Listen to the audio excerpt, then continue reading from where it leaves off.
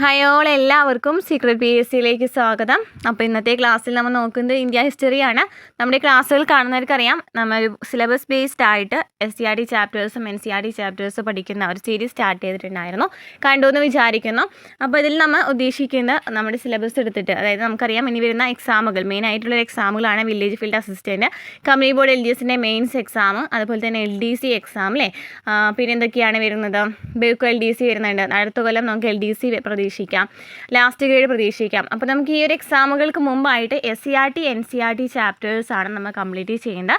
അപ്പോൾ നമ്മൾ ഉദ്ദേശിക്കുന്നത് സിലബസ് ബേസ്ഡ് ആയിട്ട് ഒരു ടോപ്പിക് എടുത്തിട്ട് ആ ടോപ്പിക്കുമായി ബന്ധപ്പെട്ട് വരുന്ന പഴയ SCRTയും പുതിയ SCRTയും NCRTയും കൂടി ആഡ് ചെയ്തിട്ടാണ് ക്ലാസ്സുകൾ തരുന്നത്.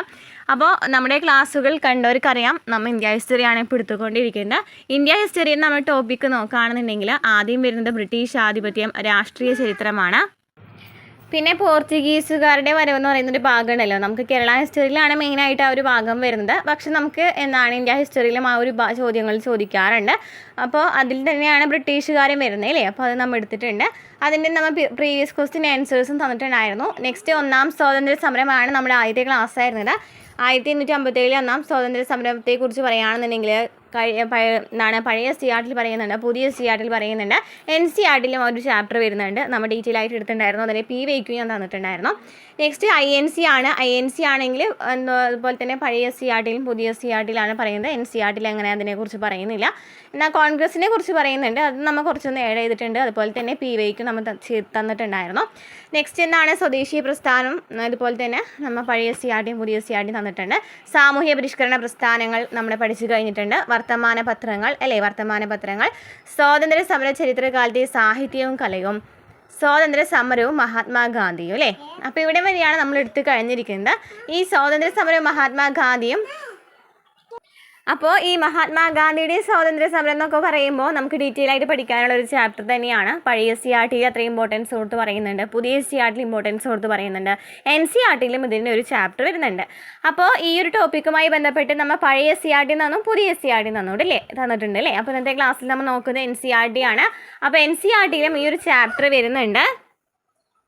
അപ്പോൾ ഈ ഒരു NCRT ഈ ഒരു ക്ലാസ്സോട് കൂടി നമ്മുടെ ഈ ഒരു ഭാഗം കഴിയും കേട്ടോ. മഹാത്മാഗാന്ധിയുമായി ബന്ധപ്പെട്ട് വരുന്ന കാര്യം കഴിയും, ടോപ്പിക്ക് കഴിയും. പിന്നെ നെക്സ്റ്റ് വരുന്ന ടോപ്പിക്ക് എന്താണ്, സ്വതന്ത്രാനന്തര ഇന്ത്യയാണ്. അതുമായി ബന്ധപ്പെട്ട് വരികയാണെന്നുണ്ടെങ്കിൽ നമുക്ക് പഠിക്കാനായിട്ട് SCRT ഉണ്ട്, NCRT ഉണ്ട്, പഴയ SCRT ഉണ്ട്. അതും എന്താണ് ഇമ്പോർട്ടൻ്റ് ആയിട്ടുള്ള ചാപ്റ്ററാണ്. നമുക്കറിയാം, നമ്മൾ ഇന്ത്യ ഹിസ്റ്ററിയൊക്കെ ക്വസ്റ്റ്യൻസ് ചെയ്തിട്ട് കണ്ടിട്ടുള്ളവർക്കറിയാം, നമ്മുടെ ക്ലാസ്സിൽ ചെയ്തിട്ടുണ്ടായിരുന്നു. ഇന്ത്യ ഹിസ്റ്ററിയൊക്കെ പ്രീവിയസ് ക്വസ്റ്റ്യൻ ആൻസേഴ്സ് ആദ്യമൊക്കെ ചെയ്തിട്ടുണ്ടായിരുന്നു. പ്ലേലിസ്റ്റ് ചെക്ക് ചെയ്താൽ മതി. ഇന്ത്യ ഹിസ്റ്ററി എന്ന് പറയുമ്പോൾ ജസ്റ്റ് സെർച്ച് ചെയ്യുമ്പോൾ ആ PYQ കാണാനായിട്ട് സാധിക്കും.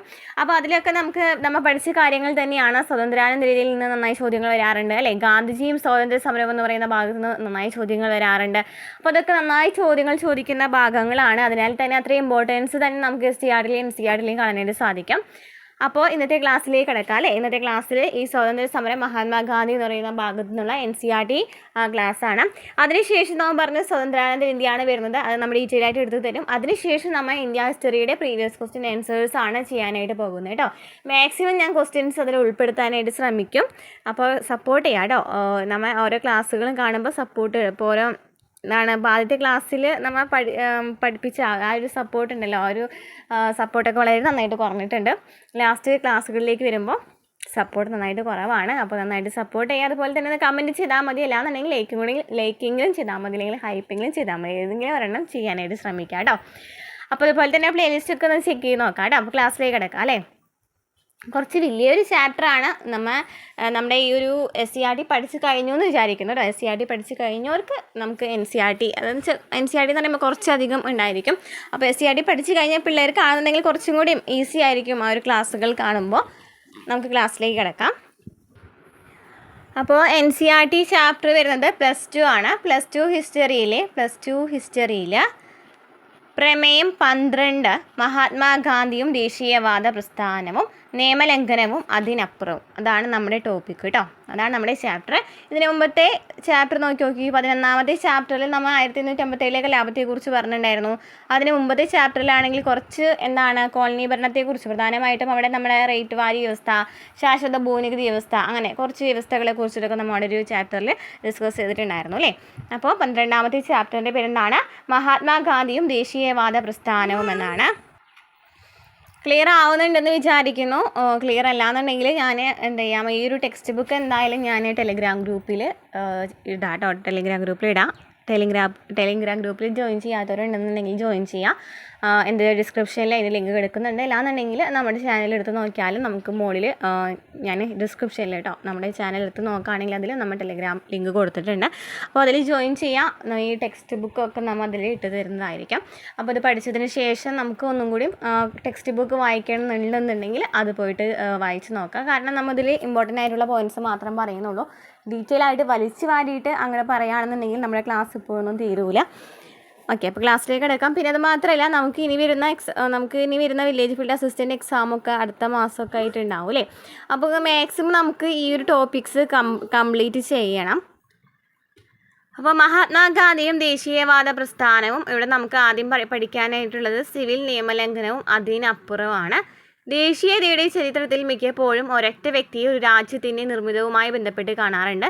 അത്തരത്തെ ഉദാഹരണത്തിന് ഇറ്റലിയുടെ നിർമ്മാണത്തിൽ നമ്മൾ ഗാരിബാൾഡിയെയും അമേരിക്കൻ സ്വാതന്ത്ര്യ സമരത്തിൽ ജോർജ് വാഷിങ്ടണിനെയും കൊളോണിയൽ ഭരണത്തിൽ നിന്ന് വിയറ്റ്നാമിനെ മോചിപ്പിക്കാൻ നടത്തിയ പോരാട്ടങ്ങളിൽ ഹോ ചിമിനെയും നമ്മൾ ബന്ധപ്പെടുത്തുന്നു. അതേ രീതിയിൽ മഹാത്മാഗാന്ധിയെ ഇന്ത്യയുടെ രാഷ്ട്രപിതാവായിട്ട് നാം കണക്കാക്കുന്നു. സ്വാതന്ത്ര്യ സമരത്തിൽ പങ്കെടുത്തിട്ടുള്ള എല്ലാ നേതാക്കളിലും വെച്ച് ഏറ്റവും അധികം സ്വാധീനമുണ്ടായിരുന്നതും ആദരിക്കപ്പെട്ടതുമായിട്ടുള്ള വ്യക്തിയാണ് ഗാന്ധിജി. എന്നിരുന്നാലും വാഷിങ്ടണിനെയും ഹോച്ചിമിനെയും പോലെ ഗാന്ധിജിയുടെയും രാഷ്ട്രീയ ജീവിതം രൂപപ്പെടുത്തിയതും നിയന്ത്രിച്ചതും അദ്ദേഹം ജീവിച്ച സമൂഹം തന്നെയാണ്. കാരണം വ്യക്തികൾ മഹാന്മാർ പോലും അവർ ചരിത്രം സൃഷ്ടിക്കുമ്പോൾ തന്നെ ചരിത്രത്തിൻ്റെ സൃഷ്ടികളുമാണ്. നമുക്കറിയാം ഗാന്ധിയൻ യുഗം എന്നറിയപ്പെടുന്നത് 1919 മുതൽ എത്ര വരെയാണ് ഗാന്ധിയൻ യുഗം എന്നറിയപ്പെടുന്നത്? 1919 മുതൽ 1947 വരെയാണ് അല്ലേ. അപ്പം 1915 മുതൽ 1948 വരെയുള്ള കാലയളവിലുള്ള ഗാന്ധിജിയുടെ പ്രവർത്തനങ്ങളാണ് നമ്മൾ ഈ ഒരു ചാപ്റ്ററിൽ പഠിക്കാനായിട്ട് പോകുന്നത്. ഫസ്റ്റ് ഒരു നേതാവിനെ വരവറിയിപ്പ്. 2 ദശാബ്ദക്കാലത്തെ വിദേശവാസത്തിനു ശേഷം 1915 ജനുവരിയിൽ മോഹൻദാസ് കരംചന്ദ് ഗാന്ധി മാതൃരാജ്യത്ത് മടങ്ങിയെത്തി. നമുക്കറിയാം 1915 ജനുവരി 9 ഗാന്ധിജി എവിടേക്ക് വരുന്നത്? ഇന്ത്യയിലേക്ക് വരുന്നത് അല്ലേ. അതായത് ദക്ഷിണാഫ്രിക്കയിൽ നിന്നും മടങ്ങിയെത്തുന്നത് ജനുവരി 9. അതിനാൽ തന്നെ ജനുവരി 9 എന്താണ്? പ്രവാസി ദിനമായിട്ടും ആചരിക്കുന്നുണ്ട്. ഈ കാലയളവിൽ കൂടുതൽ ഭാഗവും താൻ അഭിഭാഷകനായി എത്തിയ ദക്ഷിണാഫ്രിക്കയിൽ ചെലവഴിക്കുകയും കാലാന്തരത്തിൽ ആ പ്രദേശത്തെ ഇന്ത്യൻ സമൂഹത്തിൻ്റെ നേതാവായി മാറുകയും ചെയ്തിരുന്നു. അപ്പോൾ അദ്ദേഹം കൂടുതലായിട്ട് ദക്ഷിണാഫ്രിക്കയിലാണ് ചെലവഴിച്ചത്. അപ്പോൾ അവിടെ ഒരു നേതാവായിട്ട് അദ്ദേഹം മാറിയിട്ടുണ്ടായിരുന്നു. ചരിത്രകാരനായ ചന്ദ്രൻ ദേവനേശൻ രേഖപ്പെടുത്തിയതുപോലെ ആ മഹാത്മാവിനെ രൂപപ്പെടുത്തിയത് ദക്ഷിണാഫ്രിക്കയാണ്. കാരണം അദ്ദേഹം ദക്ഷിണാഫ്രിക്കയിലാണ് ആദ്യം വിവേചനങ്ങൾക്കെതിരെയൊക്കെ പോരാടിയിട്ടുണ്ടായിരുന്നില്ലേ. അപ്പോൾ അതിനാൽ തന്നെ ആ മഹാത്മാവിനെ രൂപപ്പെടുത്തിയത് ആരാണ്? ദക്ഷിണാഫ്രിക്കയാണെന്ന് ആര് പറയുന്നുണ്ട്? ചരിത്രകാരനായ ചന്ദ്രൻ ദേവനേശൻ പറയുന്നുണ്ട്. ദക്ഷിണാഫ്രിക്കയിൽ വെച്ചാണ് മഹാത്മാഗാന്ധി തൻ്റെ സവിശേഷമായ സത്യാഗ്രഹം എന്ന അക്രമരഹിത സമരമുറ രൂപപ്പെടുത്തിയത്. ആദ്യമായി വ്യത്യസ്ത മതങ്ങൾ തമ്മിലുള്ള ഒത്തൊരുമയ്ക്ക് പ്രോത്സാഹനം നൽകിയതും ഉയർന്ന ജാതിക്കാരായ ഇന്ത്യക്കാർക്ക് അവർ താഴ്ന്ന ജാതിക്കാരോടും സ്ത്രീകളോടും കാണിക്കുന്ന വിവേചനത്തെക്കുറിച്ച് മുന്നറിയിപ്പ് നൽകിയതും. അപ്പോൾ എന്താ പറയുന്നത്? ദക്ഷിണാഫ്രിക്കയിൽ വെച്ച് അദ്ദേഹം ആദ്യമായിട്ട് വ്യത്യസ്ത മതങ്ങൾ തമ്മിലുള്ള ഒത്തൊരുമയ്ക്ക് വേണ്ടി പ്രോത്സാഹനം നൽകിയിട്ടുണ്ടായിരുന്നു. അതുപോലെ തന്നെ താഴ്ന്ന ജാതിക്കാരും സ്ത്രീകളും കാണിക്കുന്നുള്ള വിവേചനത്തെക്കുറിച്ച് അവർക്ക് ഒരു മുന്നറിയിപ്പ് നൽകിയിട്ടുണ്ടായിരുന്നു. ഉയർന്ന ജാതിക്കാരായ ഇന്ത്യക്കാർക്ക് അവർ താഴ്ന്ന ജാതിക്കാരോടും സ്ത്രീകളോടും കാണിക്കുന്ന വിവേചനത്തെക്കുറിച്ചൊക്കെ മുന്നറിയിപ്പ് നൽകിയിട്ടുണ്ടായിരുന്നു. മഹാത്മാഗാന്ധി 1915 മടങ്ങിയെത്തുമ്പോഴുള്ള ഇന്ത്യയുടെ അവസ്ഥ 1893 അദ്ദേഹം വിദേശത്ത് പോകുമ്പോൾ നിലനിന്നിരുന്നതിൽ നിന്നും വളരെ വ്യത്യസ്തമായിരുന്നു. അപ്പോഴും ബ്രിട്ടീഷുകാരുടെ കോളനി തന്നെയായിരുന്നുവെങ്കിലും രാഷ്ട്രീയമായ ഇന്ത്യ മുമ്പത്തേക്കാൾ സജീവമായിരുന്നു. ബ്രിട്ടീഷുകാരെ ഇപ്പോൾ അദ്ദേഹം എപ്പോഴാണ് 1893 ദക്ഷിണാഫ്രിക്കയിലേക്ക് പോകുന്നത്. അപ്പോൾ അതിനു മുമ്പുള്ള സമയത്ത് നോക്കുകയാണെന്നുണ്ടെങ്കിലും ബ്രിട്ടീഷുകാരുടെ ഭരണമാണെന്നുണ്ടെങ്കിലും ഇവരധികം രാഷ്ട്രീയത്തിലൊന്നും ഇടപെട്ടിട്ടില്ല. എന്നാൽ അദ്ദേഹം തിരിച്ചു വരുന്ന സമയത്ത് ബ്രിട്ടീഷുകാരാണ് ഫുള്ള് ഭരണം ഏറ്റെടുക്കുന്നത്. ഈ സമയം ഇന്ത്യയിലെ മിക്ക നഗരങ്ങളിലും പട്ടണങ്ങളിലും ഇന്ത്യൻ നാഷണൽ കോൺഗ്രസിൻ്റെ ശാഖകൾ ഉണ്ടായിരുന്നു. ആ സമയത്ത് നോക്കുകയാണെങ്കിൽ INCയുടെ ശാഖകൾ പല ഭാഗത്തും ഉണ്ടായിരുന്നു. 1905-7 സ്വദേശീയ പ്രസ്ഥാനത്തോടെ മധ്യവർഗ്ഗക്കാരുടെ ഇടയിലേക്കും ഇത് സ്വാധീനം വളരെയധികം വ്യാപിപ്പിച്ചിരുന്നു. 1905-7 സമയത്തൊക്കെ സ്വദേശീയ പ്രസ്ഥാനത്തിലൂടെ മധ്യവർഗ്ഗക്കാരുടെ ഇടയിലേക്കും ഇതിനെക്കുറിച്ചിട്ട് ഒരു അവയർനെസ് ഉണ്ടായിരുന്നു എന്ന് പറയുന്നു. ആ പ്രസ്ഥാനം നെടുംതൂണുകളുമായി ചില നേതാക്കന്മാരെ മുൻനിരയിലേക്ക് കൊണ്ടുവന്നിരുന്നു. നമ്മൾ പഠിച്ചു അല്ലേ. മഹാരാഷ്ട്രയിൽ നിന്നുള്ള ബാലഗംഗാധർ തിലകൻ, ബംഗാളിൽ നിന്നുള്ള ബിപിൻ ചന്ദ്രപാൽ, പഞ്ചാബിൽ നിന്നുള്ള ലാലാ ലജ്പത് റായ് ആയിരുന്നു ഇവരിൽ പ്രധാനികൾ. ഇവയാണ് ലാൽപാൽ ബാൽ എന്നറിയപ്പെട്ടത്. അപ്പോൾ ലാൽപാൽ ഭാൽ എന്നറിയപ്പെടുന്നത് ആരെയാണ്? തീവ്രവാദി കാലഘട്ടമാണ് ആ ഒരു സമയത്ത്. അപ്പോൾ ആ സമയത്ത് തീവ്രവാദികൾക്കൊക്കെ നേതൃത്വം നൽകിയിട്ടുണ്ടായിരുന്നത് ആരൊക്കെയാണ്? നമ്മുടെ ലാൽപാൽ ഭാലാണ് അല്ലേ. ബാലഗംഗാധർ തിലകും ബിപിൻ ചന്ദ്ര പാലും ലാലാ ലജ്പത് റായുമാണ്. ഇവരോരോരുത്തരുടെയും ജന്മസ്ഥലങ്ങൾ പരസ്പരം വളരെ അകലെയായിരുന്നത് കൊണ്ട് തന്നെ ഈ അനുപ്രാസം അവരുടെ പോരാട്ടത്തിൻ്റെ ദേശീയ സ്വഭാവം വിളിച്ചറിയിക്കുന്നുണ്ടായിരുന്നു. അവരൊന്നും ഒരേ സ്ഥലത്തു നിന്നല്ല അല്ലേ. മറ്റ് എവിടെ നിന്നൊക്കെയെന്ന് പറയുന്നുണ്ട്. ബിപിൻ ചന്ദ്രപാൽ നോക്കുകയാണെങ്കിൽ എവിടെ നിന്നാണ്? പഞ്ചാബിൽ നിന്നാണ് അല്ലേ. ബംഗാളിൽ നിന്നാണ് അല്ലേ. മഹാരാഷ്ട്രയിൽ നിന്ന് ബാലഗംഗാധർ തിലക്, ബംഗാളിൽ നിന്ന് ബിപിൻ ചന്ദ്രപാൽ, പഞ്ചാബിൽ നിന്ന് ലാലാ ലജ്പത് റായ്. ഇനി അതുപോലെ തന്നെ മിതവാദികൾ എന്ന് പറയുന്ന ഒരു കൂട്ടരും ഉണ്ടായിരുന്നു നമ്മൾ പഠിച്ചു അല്ലേ. ഈ മിതവാദികളുടെ കൂട്ടത്തിൽ ഉൾപ്പെട്ടവരാണ് ഗാന്ധിജി, അതുപോലെ തന്നെ ഗോപാലകൃഷ്ണ ഗോഖലെ. ഗാന്ധിജിയുടെ രാഷ്ട്രീയ മാർഗദർശി ആരാന്ന് ചോദിക്കുകയാണെങ്കിൽ ആരാണ്? ഗോപാലകൃഷ്ണ ഗോഖലെയാണ്. അപ്പോൾ ഗാന്ധിജിയും ഗോപാലകൃഷ്ണ ഗോഖലെയും അതുപോലെ തന്നെ മുഹമ്മദ് അലി ജിന്നയുമാണ് മിതവാദി കാലഘട്ടത്തിൽ അല്ലെങ്കിൽ മിതവാദികളുടെ ഗ്രൂപ്പിലുണ്ടായിരുന്നത്. അപ്പോൾ തീവ്രവാദികളിൽ ഉണ്ടായിരുന്ന ആരാന്ന് പഠിച്ചു? ലാൽപാൽ ഭാൽ എന്ന് പറഞ്ഞു. മിതവാദികൾ ആരൊക്കെ ഉണ്ടെന്ന് പറഞ്ഞു? ഗോപാലകൃഷ്ണ ഗോഖലെയും ഗാന്ധിജിയും മുഹമ്മദ് അലി ജിന്നയുമാണെന്ന് പഠിച്ചു അല്ലേ.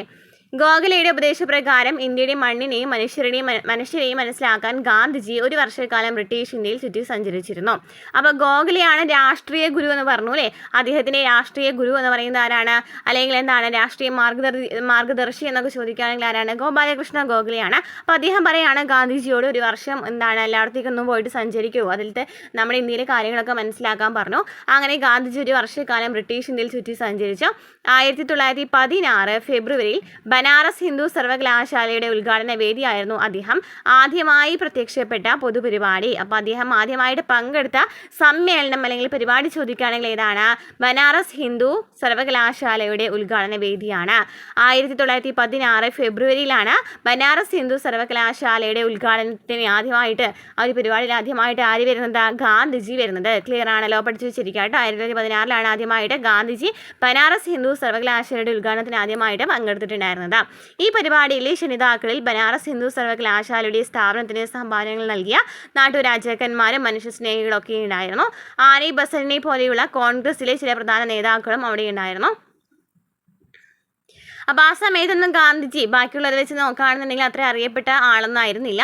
ഇന്ത്യയിൽ അദ്ദേഹത്തിൻ്റെ നിലവിലെ പദവിയേക്കാൾ ദക്ഷിണാഫ്രിക്കയിലെ പ്രവർത്തനങ്ങളാണ് അദ്ദേഹത്തെ ഈ ചടങ്ങിലേക്ക് ക്ഷണിക്കാൻ കാരണം. അപ്പോൾ അദ്ദേഹം അന്ന് ഇന്ത്യയിലൊന്നും ചെയ്തിട്ടില്ല അല്ലേ. കൂടുതലും അദ്ദേഹം ദക്ഷിണാഫ്രിക്കയിലാണ് കാര്യങ്ങൾ ചെയ്തിട്ടുള്ളത്. അപ്പോൾ ആ ഒരു പേരിൽ തന്നെയാണ് അദ്ദേഹം അന്നും അറിയപ്പെട്ടിരുന്നത്.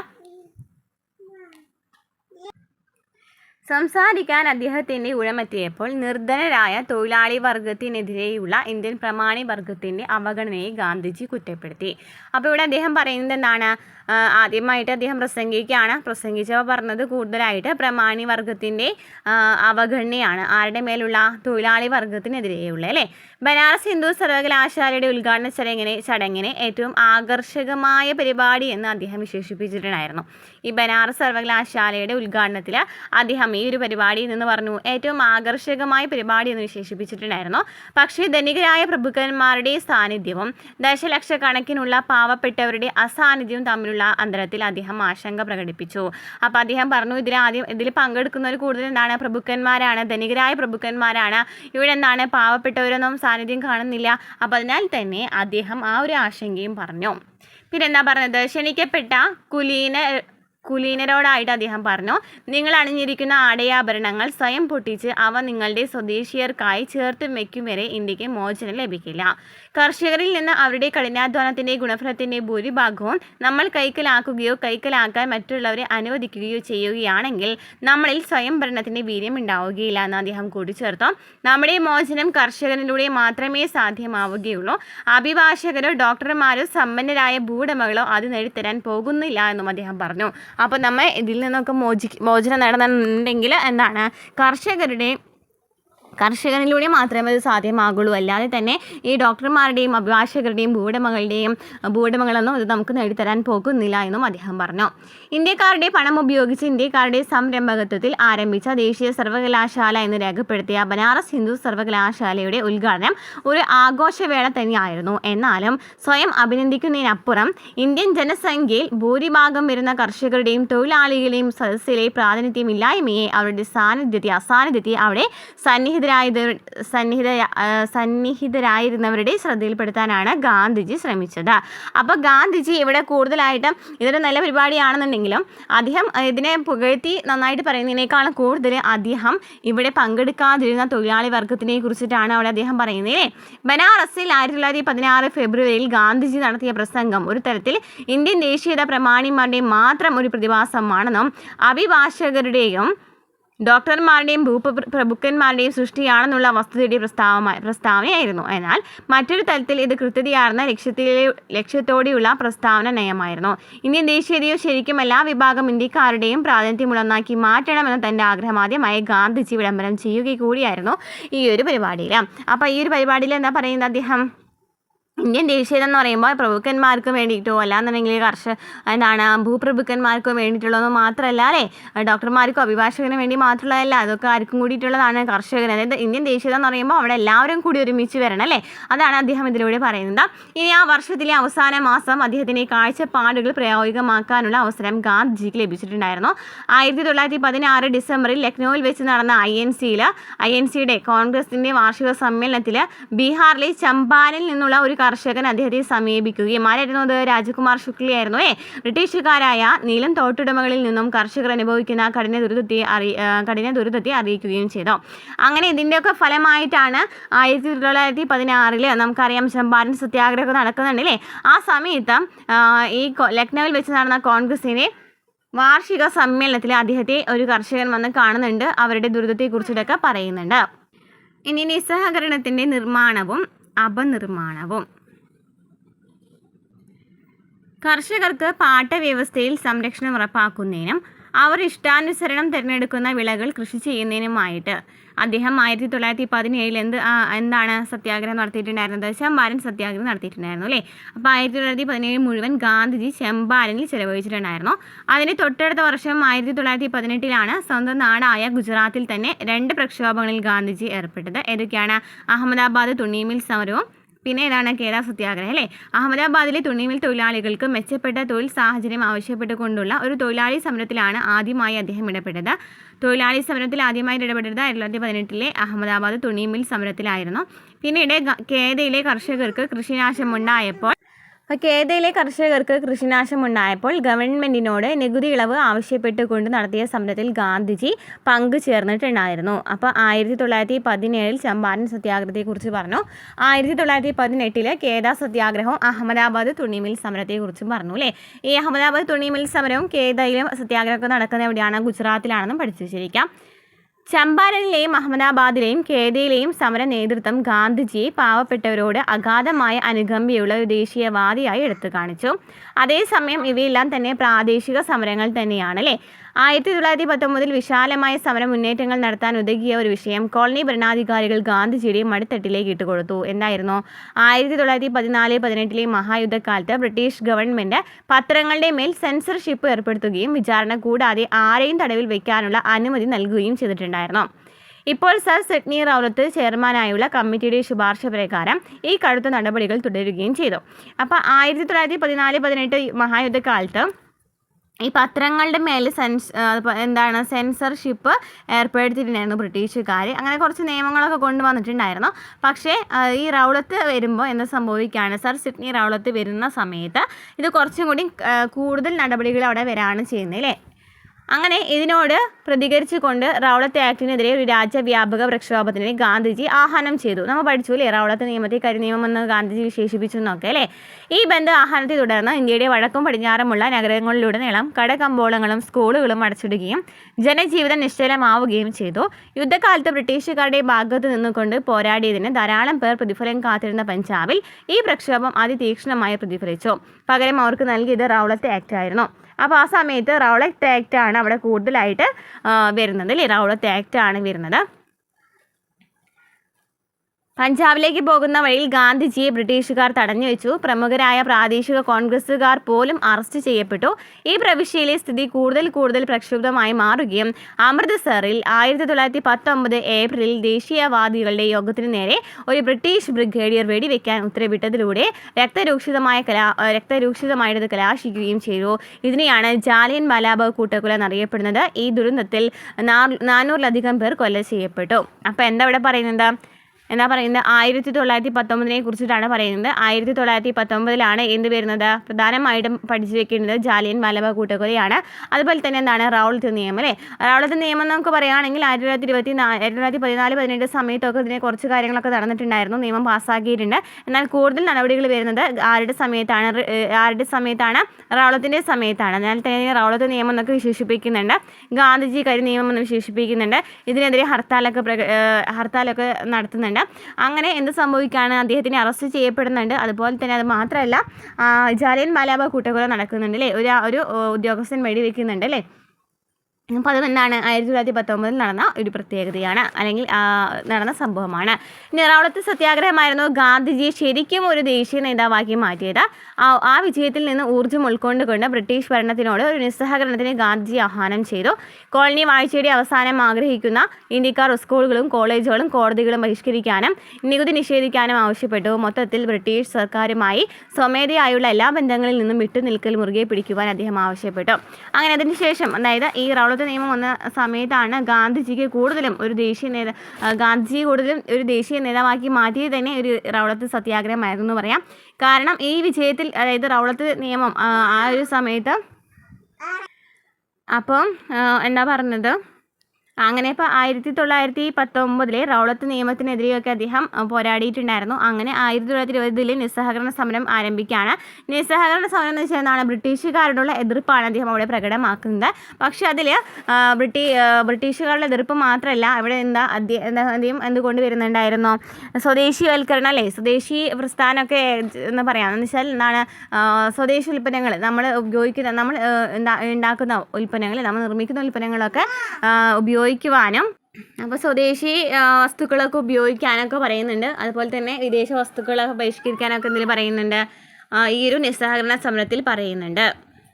അതുപോലെ തന്നെ ആ സമയത്ത് 1920 നടന്ന വേറൊരു പ്രത്യേകത എന്തായിരുന്നു? 1919 അവസാനത്തിലൊക്കെയാണ് എന്ത് വരുന്നത്? ഖിലാഫത്ത് പ്രസ്ഥാനം വരുന്നത് അല്ലേ?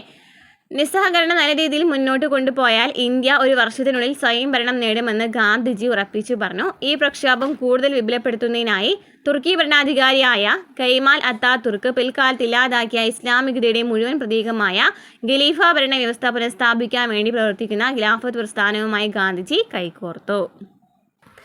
നെക്സ്റ്റ്, ഒരു ജനകീയ പ്രസ്ഥാനത്തെ തുന്നിച്ചേർക്കുന്നു. നിസ്സഹകരണ പ്രസ്ഥാനത്തെ ഖിലാഫത്ത് പ്രസ്ഥാനവുമായി കൂട്ടിയിണക്കുന്നതിലൂടെ ഇന്ത്യയിലെ 2 പ്രബല മതസമൂഹങ്ങളായ ഹിന്ദുക്കളും മുസ്ലിങ്ങളും ഒന്നിച്ചു ചേർന്ന് ബ്രിട്ടീഷ് ഭരണത്തിൻ്റെ അന്ത്യം കുറിക്കാനാകുമെന്ന് ഗാന്ധിജി വിശ്വസിച്ചു.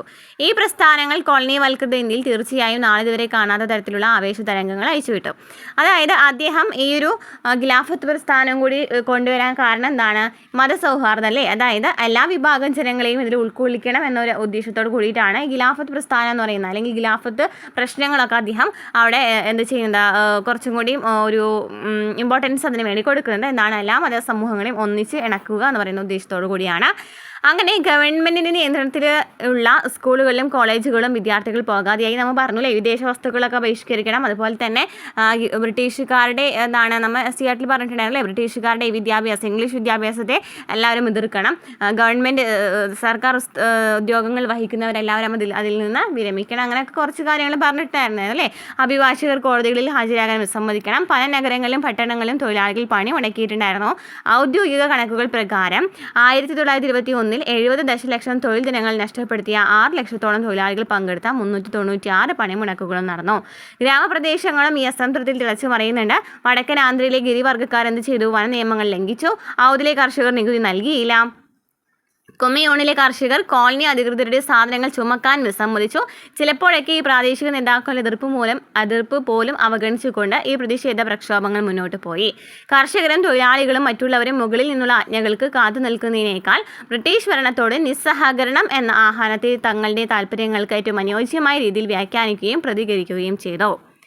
മഹാത്മാഗാന്ധിയുടെ അമേരിക്കൻ ജീവചരിത്രകാരനായ ലൂയി ഫിഷർ എഴുതി നിസ്സഹകരണം ഇന്ത്യയുടെയും മഹാത്മാഗാന്ധിയുടെ ജീവിതത്തിൻ്റെയും ഐതിഹാസികമായ ഒരു യുഗമായി മാറി.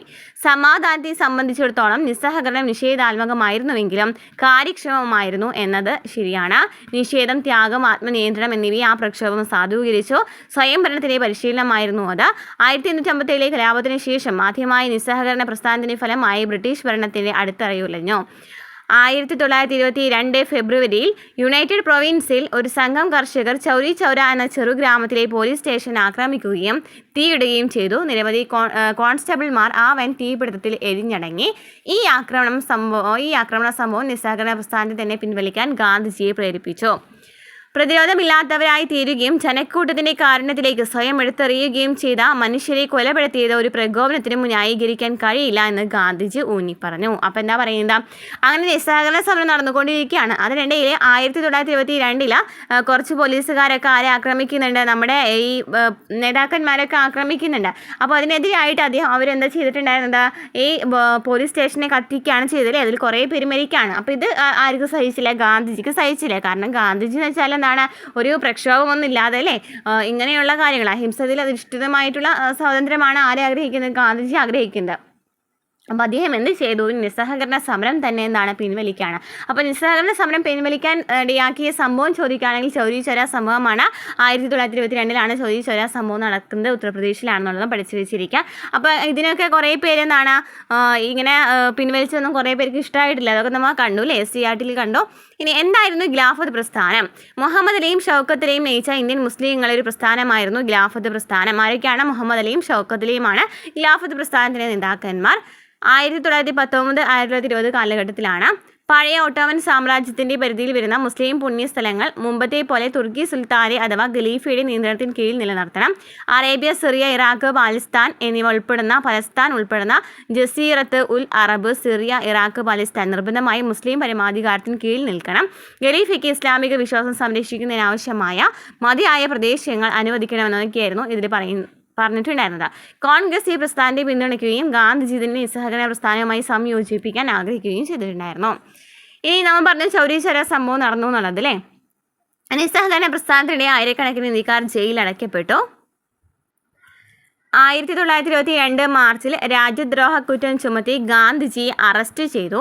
അദ്ദേഹത്തിൻ്റെ വിചാരണ നടപടികൾക്ക് നേതൃത്വം നൽകിയ ജഡ്ജിയായിരുന്ന ജസ്റ്റിസ് CN ബ്രൂംഫീൽഡ് വിധി പ്രസ്താവന നടത്തിക്കൊണ്ട് ഒരു ശ്രദ്ധേയമായ പ്രസംഗം നടത്തി. അപ്പോൾ എന്താ പറയുന്നത്, 1922 ഗാന്ധിജിയെ അറസ്റ്റ് ചെയ്യുന്നുണ്ട്. അതുപോലെ തന്നെ നമ്മുടെ ബ്രൂംഫീൽഡിൽ, അന്നത്തെ ജഡ്ജിയായിരുന്ന ബ്രൂംഫീൽഡ് എന്താ പറഞ്ഞത്, ഞാൻ ഇന്നുവരെ വിചാരണ ചെയ്ത വ്യക്തികളിൽ നിന്നും വിചാരണ ചെയ്യാൻ സാധ്യതയുള്ള വ്യക്തികളിൽ നിന്നും വളരെ വ്യത്യസ്തനാണ് താങ്കൾ എന്ന വസ്തുത അവഗണിക്കാനാവുന്നില്ല.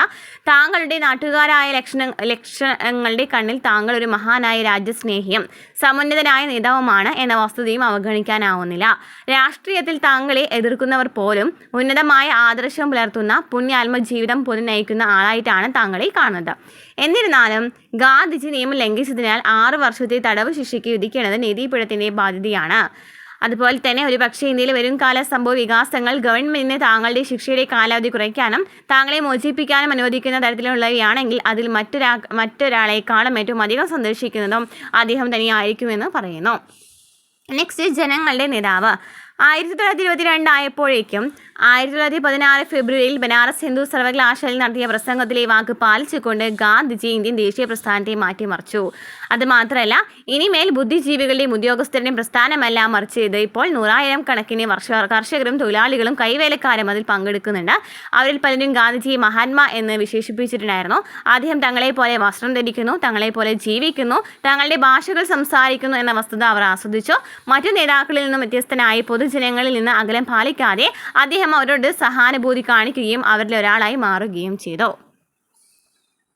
ഈ വ്യക്തിത്വ സവിശേഷത അദ്ദേഹത്തിൻ്റെ വസ്ത്രധാരണത്തിലും ദൃശ്യമായിരുന്നു. മറ്റ് ദേശീയ നേതാക്കൾ ഔപചാരിക വേഷമായിരുന്നു ധരിച്ചിട്ടുണ്ടായിരുന്നെങ്കിൽ അദ്ദേഹം ധരിച്ചിട്ടുണ്ടായിരുന്നത് ഒരു സാധാരണ ധോത്തിയോ അരവസ്ത്രമോ മാത്രം ധരിച്ചുകൊണ്ട് ഗാന്ധിജി ജനങ്ങൾക്കിടയിൽ ഇറങ്ങിച്ചെന്നു. അതിനിടെ അദ്ദേഹം ഓരോ ദിവസവും നിശ്ചിത സമയം ചർക്ക ഉപയോഗിക്കുകയും ദേശീയ നേതാക്കന്മാരെ അതുപോലെ ചെയ്യാൻ പ്രോത്സാഹിപ്പിക്കുകയും ചെയ്തു. ഈ നൂൽക്കൽ പ്രക്രിയയിലൂടെ പരമ്പരാഗത ജാതി വ്യവസ്ഥയ്ക്കുള്ളിൽ നിലനിന്നിരുന്ന മാനസികാധ്വാനത്തിനും കായികാധ്വാനത്തിനും ഇടയിലുള്ള അതിർവരമ്പുകൾ ഇല്ലാതാക്കുവാൻ ഗാന്ധിജിക്ക് സാധിച്ചു. അപ്പോൾ അദ്ദേഹം എന്താണ് ചർക്ക ഉപയോഗിക്കാനായിട്ട് പ്രോത്സാഹിപ്പിക്കുകയാണ്. അത് പ്രകാരം ഈ നൂൽക്കൽ പ്രക്രിയയിലൂടെ പരമ്പരാഗത ജാതി വ്യവസ്ഥയ്ക്കുള്ളിൽ നിന്നിരുന്നിട്ടുള്ള ഒരു അതിർവരമ്പുകളൊക്കെ ഇല്ലാതാക്കുവാൻ അദ്ദേഹത്തിന് സാധിച്ചു. ഇവിടെ നമുക്ക് ചെറുതായിട്ട് എന്താ പറയുന്നുണ്ടെങ്കിൽ 1921 ഒരു ദക്ഷിണേന്ത്യ പര്യടന വേളയിൽ താൻ ദരിദ്ര ജനതയോടൊപ്പമാണെന്ന് സ്ഥാപിക്കുന്നതിനായി ഗാന്ധിജി തല മുണ്ഡനം ചെയ്യുകയും ഒരു അരവസ്ത്രം മാത്രം ധരിക്കാൻ ആരംഭിക്കുകയും ചെയ്തു. ആധുനിക ലോകത്തിൻ്റെ ഉപഭോക്തൃ സംസ്കാരത്തോടുള്ള നിഷേധത്തിൻ്റെ പ്രതീകാത്മക ഗുണങ്ങളായ കഠിനവ്രതത്തിൻ്റെയും ഇന്ദ്രിയ നിഗ്രഹത്തിൻ്റെയും ആഘോഷമാക്കിയ അദ്ദേഹത്തിൻ്റെ ഈ പുതിയ വേഷം. ചരിത്രകാരനായ ഷാഹിദ് അമീൻ പ്രാദേശിക പത്രങ്ങളിൽ പ്രസിദ്ധീകരിക്കപ്പെട്ട റിപ്പോർട്ടുകളെയും കിംവദന്തികളെയും അടിസ്ഥാനപ്പെടുത്തി നടത്തിയ ആകർഷണീയമായ ഒരു പഠനത്തിൽ കിഴക്കൻ ഉത്തർപ്രദേശിലെ കർഷകർക്കിടയിൽ ഗാന്ധിജിക്ക് ഉണ്ടായിരുന്ന സ്ഥാനം കണ്ടെത്തി. 1921 ഫെബ്രുവരിയിൽ ഈ പ്രദേശങ്ങളിലൂടെ ഗാന്ധിജി നടത്തിയ യാത്രകളിലൂടെ നീളം ആരാധനാ നിർഭരരായ ജനാവലികളാണ് അദ്ദേഹത്തെ സ്വീകരിച്ചത്. അദ്ദേഹത്തിൻ്റെ പ്രസംഗ സ്ഥലങ്ങളിലെ അന്തരീക്ഷത്തെക്കുറിച്ച് ഗോരഖ്പൂരിലെ ഒരു ഹിന്ദി പത്രം റിപ്പോർട്ട് ചെയ്തത് ഇപ്രകാരമാണ്. എന്താണ്?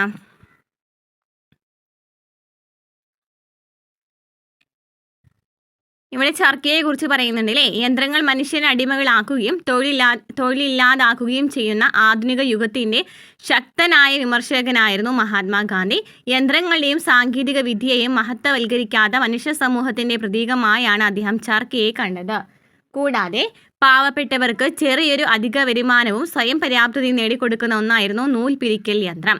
അപ്പാടെ യന്ത്രങ്ങൾക്ക് പിന്നാലെ പോകുന്നതിനെയാണ് ഞാൻ എതിർക്കുന്നത്. ജോലിഭാരം കുറയ്ക്കാനുള്ള യന്ത്രങ്ങൾക്ക് പിന്നാലെയാണ് ഈ പരക്കം പാച്ചിൽ. ആയിരങ്ങൾ തൊഴിൽ രഹിതരായി പട്ടിണി കിടന്ന് മരിക്കാൻ തെരുവോരങ്ങളിലേക്ക് എറിയപ്പെടുന്നത് വരെയും ആളുകൾ ജോലിഭാരം കുറയ്ക്കുന്നതിന് പിന്നാലെ പാഞ്ഞുകൊണ്ടിരിക്കുന്നു. ഞാൻ സമയവും ജോലിയും ലാഭിക്കാൻ ആഗ്രഹിക്കുന്നു. മനുഷ്യരാശിയിലെ വിഭാഗത്തിന് വേണ്ടിയല്ല, എല്ലാവർക്കും വേണ്ടി. ഞാൻ സ്വത്ത് കേന്ദ്രീകരണം ആഗ്രഹിക്കുന്നു. ഏതാനും ചിലരുടെ കൈകളിലല്ല, എല്ലാവരുടെയും കൈകളിൽ. യങ് ഇന്ത്യയിൽ പറയുന്നുണ്ട്. ഇനി യങ് ഹിന്ദിയിൽ തന്നെ നെക്സ്റ്റ് വാർത്ത എന്താണ്? യന്ത്രങ്ങളെ ഒന്നാകെ ഇല്ലാതാക്കാനല്ല, അതിൻ്റെ ഉപയോഗം ക്രമീകരിക്കാനും ത്വരിത വ്യാപനത്തെ ചെറുക്കാനുമാണ് ഖദർ ശ്രമിക്കുന്നത്. അത് ഏറ്റവും ദരിദ്രരായവരുടെ സേവനത്തിനായി അവരുടെ സ്വന്തം കുടിലുകളിൽ യന്ത്രത്തെ ഉപയോഗിക്കുന്നു. ചക്രം തന്നെ ഒരു ഒന്നാന്തരം യന്ത്രമാണ്. നെക്സ്റ്റ്, ബാട്നി പ്രദേശത്തെ ജനങ്ങളെ അഭിസംബോധന ചെയ്ത ശേഷം ഗാന്ധിജി ട്രെയിനിൽ ഗോരഖ്പൂരിലേക്ക് പുറപ്പെട്ടു. പിന്നെ നുൻകാറിലും ദിയോറിയയിലും ഗൗരി ബസാറിലും ചൗരി ചൗരയിലും കുശ്മിയിലുമെല്ലാം 10,000-ലും 70,000-ലും കുറയാത്ത ജനസഞ്ചയം ഗാന്ധിജി കാത്തുനിന്നിരുന്നു. കാടിന് നടുവിലായിരുന്നിട്ടും കുശ്മി എന്ന സ്റ്റേഷനിൽ 10,000-ൽ കുറയാത്ത ജനാവലി തന്നെ കാണാനെത്തിയ കാഴ്ച കണ്ട് മഹാത്മജി വളരെ സന്തുഷ്ടനായി. പലരും സ്നേഹാധിക്യത്താൽ കരയുന്നത് കാണപ്പെട്ടു. ദിയോറയിൽ പലരും ഗാന്ധിജിക്ക് സംഭാവനകൾ നൽകുവാനെത്തി. എന്നാൽ അവയെല്ലാം ഗോരഖ്പൂരിൽ നൽകിയാൽ മതിയെന്ന് അദ്ദേഹം പറഞ്ഞു. പക്ഷേ ചൗരി ചൗര സംഭവത്തിൽ മാന്യനായ ഒരു മാർവാടി ഗാന്ധിജിക്ക് എന്തോ ഒന്ന് കൈമാറി. അതിനുശേഷം ഒന്നും തടഞ്ഞു നിർത്താനായില്ല. അവിടെ ഒരു തുണി വിരിച്ചതിൽ നോട്ടുകളും ചില്ലറുകളും മഴ പോലെ വീഴുകയായിരുന്നു. അതൊരു കാഴ്ച തന്നെയായിരുന്നു. ഗോരഖ്പൂർ സ്റ്റേഷന് പുറത്ത് മഹാത്മാ ഒരു ഉയർന്ന വാഹനത്തിൽ കയറി നിന്നു. അവിടെ കൂടെ നിന്നവർക്ക് 2 മിനിറ്റ് അദ്ദേഹത്തിന് ദർശനം ലഭിച്ചു. ഗാന്ധിജി പോകുന്നിടത്തെല്ലാം അദ്ദേഹത്തിൻ്റെ മായിക ശക്തിയെപ്പറ്റി കിംവദന്തികൾ പരന്നു. കർഷകരുടെ ദുരിതങ്ങൾ പരിഹരിക്കാൻ അദ്ദേഹത്തെ രാജാവ് അയച്ചതാണെന്നും എല്ലാ പ്രാദേശിക ഉദ്യോഗസ്ഥരുടെയും മറികടക്കുവാനുള്ള അധികാരം അദ്ദേഹത്തിനുണ്ടെന്നും ചിലയിടങ്ങളിൽ പ്രചരിക്കപ്പെട്ടു. മറ്റു ചില സ്ഥലങ്ങളിലാണെങ്കിൽ ഇംഗ്ലീഷ് രാജാവിനേക്കാൾ മുകളിലാണ് ഗാന്ധിജിയുടെ അധികാരമെന്നും അദ്ദേഹത്തിൻ്റെ വരവോടെ കോളനി ഭരണാധികാരികൾ ആ ജില്ലയിൽ നിന്ന് പറക്കുമെന്നൊക്കെ അവകാശപ്പെട്ടു. അദ്ദേഹത്തെ എതിർക്കുന്നവർക്ക് കഠിനമായ ദുരനുഭവങ്ങൾ ഉണ്ടാകുമെന്ന കഥകളും പരന്നു. ഗാന്ധിജി വിമർശിച്ചവരുടെ വീടുകൾ അജ്ഞാതമായ രീതിയിൽ തകർന്നു വീണെന്നും കൃഷി നശിച്ചെന്നുള്ള കിംവദന്തികളും പ്രചരിപ്പിച്ചു. ഗാന്ധി ബാബ എന്നും ഗാന്ധി മഹാരാജ എന്നും മഹാത്മാ എന്നൊക്കെ അറിയപ്പെടുന്ന ഗാന്ധിജി കർഷകർക്ക് ഉയർന്ന നികുതികളിൽ നിന്നും അടിച്ചമർത്തുന്ന അധികാരികളിൽ നിന്നും തങ്ങളെ മോചിപ്പിക്കുന്നവനും തങ്ങളുടെ ജീവിതത്തിന് അന്തസ്സും സ്വയം ഭരണാധികാരവും വീണ്ടെടുത്ത് നൽകുന്നവനുമായ രക്ഷകനായിരുന്നു. ഗാന്ധിജിയുടെ ഋഷിതുല്യമായ ജീവിതരീതി, ചർക്ക, ധോത്തി എന്നീ ചിഹ്നങ്ങളുടെ കൃത്യമായ ഉപയോഗം പാവപ്പെട്ടവർക്കിടയിൽ, പ്രത്യേകിച്ച് കർഷകർക്കിടയിൽ അദ്ദേഹത്തിനുള്ള മതിപ്പ് വർദ്ധിപ്പിച്ചു. മഹാത്മാഗാന്ധി ജാതി കൊണ്ട് വ്യാപാരിയും ഉദ്യോഗം കൊണ്ട് അഭിഭാഷകനുമായിരുന്നുവെങ്കിലും അദ്ദേഹത്തിൻ്റെ ലളിതമായ ജീവിത രീതിയും സ്വയം കൈത്തൊഴിൽ ചെയ്യുവാനുള്ള അദ്ദേഹത്തിൻ്റെ താല്പര്യവും പാവപ്പെട്ട തൊഴിലാളികളുമായി താരതമ്യം പ്രാപിക്കുവാൻ അദ്ദേഹം സഹായിക്കുകയും തിരികെ അദ്ദേഹത്തോട് താതാത്മ്യം പ്രാപിക്കുവാൻ അവരെ പ്രാപ്തരാക്കുകയും ചെയ്തു. മറ്റ് രാഷ്ട്രീയ നേതാക്കൾ അവരോട് അങ്ങോട്ട് സംസാരിച്ചപ്പോൾ അതിൽ നിന്നും വ്യത്യസ്തനായി ഗാന്ധിജി അവരെ മനസ്സിലാക്കുവാനും അവരുടെ ജീവിതങ്ങളുമായി ഇഴകിച്ചേരുവാനാണ് ശ്രമിച്ചത്. അപ്പോൾ ഇവരുമായിട്ട് എന്താണ് ഒരു ഇടപഴകലാണ് നടക്കുന്നത്. അതായത് അദ്ദേഹം ഇപ്പോൾ എന്താ പറയുക, കുറച്ച് നല്ല സ്ഥാനങ്ങളിലുള്ളവരാണെന്നുണ്ടെങ്കിൽ നല്ല ഡ്രസ്സൊക്കെ ധരിക്കുന്നുണ്ടായിരിക്കും. എന്നാൽ ഗാന്ധിജി ആണെന്നുണ്ടെങ്കിലോ ഈ ചർക്കയിൽ ആക്കിയിട്ടുള്ള ഡ്രസ്സുകളും അതുപോലെ തന്നെ വസ്ത്രങ്ങളൊക്കെയാണ് അദ്ദേഹം ധരിച്ചത്. കർഷകരെ പോലെ തന്നെയാണ് അദ്ദേഹം നടക്കുന്നത്. പക്ഷേ അദ്ദേഹം എന്താണ്, അഭിഭാഷകനാണ്. അതുപോലെ തന്നെ മറ്റ് നേതാക്കന്മാരാണെന്നുണ്ടെങ്കിൽ ഇവരോട് സംസാരിക്കാൻ ഇവരങ്ങോട്ട് ആദ്യം സംസാരിക്കണം അല്ലേ. എന്നാൽ ഗാന്ധിജി എന്താ ചെയ്തിട്ടുണ്ടായിരുന്നത്, എല്ലാവരോടും അങ്ങോട്ട് പോയിട്ട് സംസാരിക്കുകയാണ് ചെയ്തിട്ടുണ്ടായിരുന്നത്. അതൊക്കെ മറ്റുള്ളവരിൽ നിന്നും അദ്ദേഹത്തെ വ്യത്യസ്തനാക്കി. നെക്സ്റ്റ് എന്താണ്, അത്ഭുതകരവും അവിശ്വസനീയവും എന്ന് പറയുന്നത് നോക്കാം.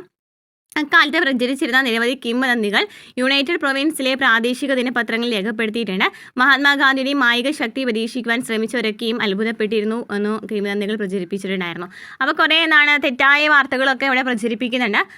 ബസ്തിയിലെ ഒരു ഗ്രാമത്തിലെ സിക്കന്ദർ സാഹു എന്നയാൾ തൻ്റെ കാർഖാനയിലെ, അതായത് ശർക്കര ഉൽപ്പാദിപ്പിക്കുന്ന സ്ഥലം, കരിമീൻ ചാറ് നിറച്ചു വെച്ചിരിക്കുന്ന തിളപ്പിക്കുന്ന പാത്രം രണ്ടായി പിളരുമെങ്കിൽ താൻ മഹാത്മജിൽ വിശ്വസിക്കുമെന്ന് ഫെബ്രുവരി 15 പറഞ്ഞു. ഉടൻ തന്നെ സത്യമായിട്ടും ആ നടുക് രണ്ടായി പിളർന്നു എന്നൊക്കെ പറയുന്നു.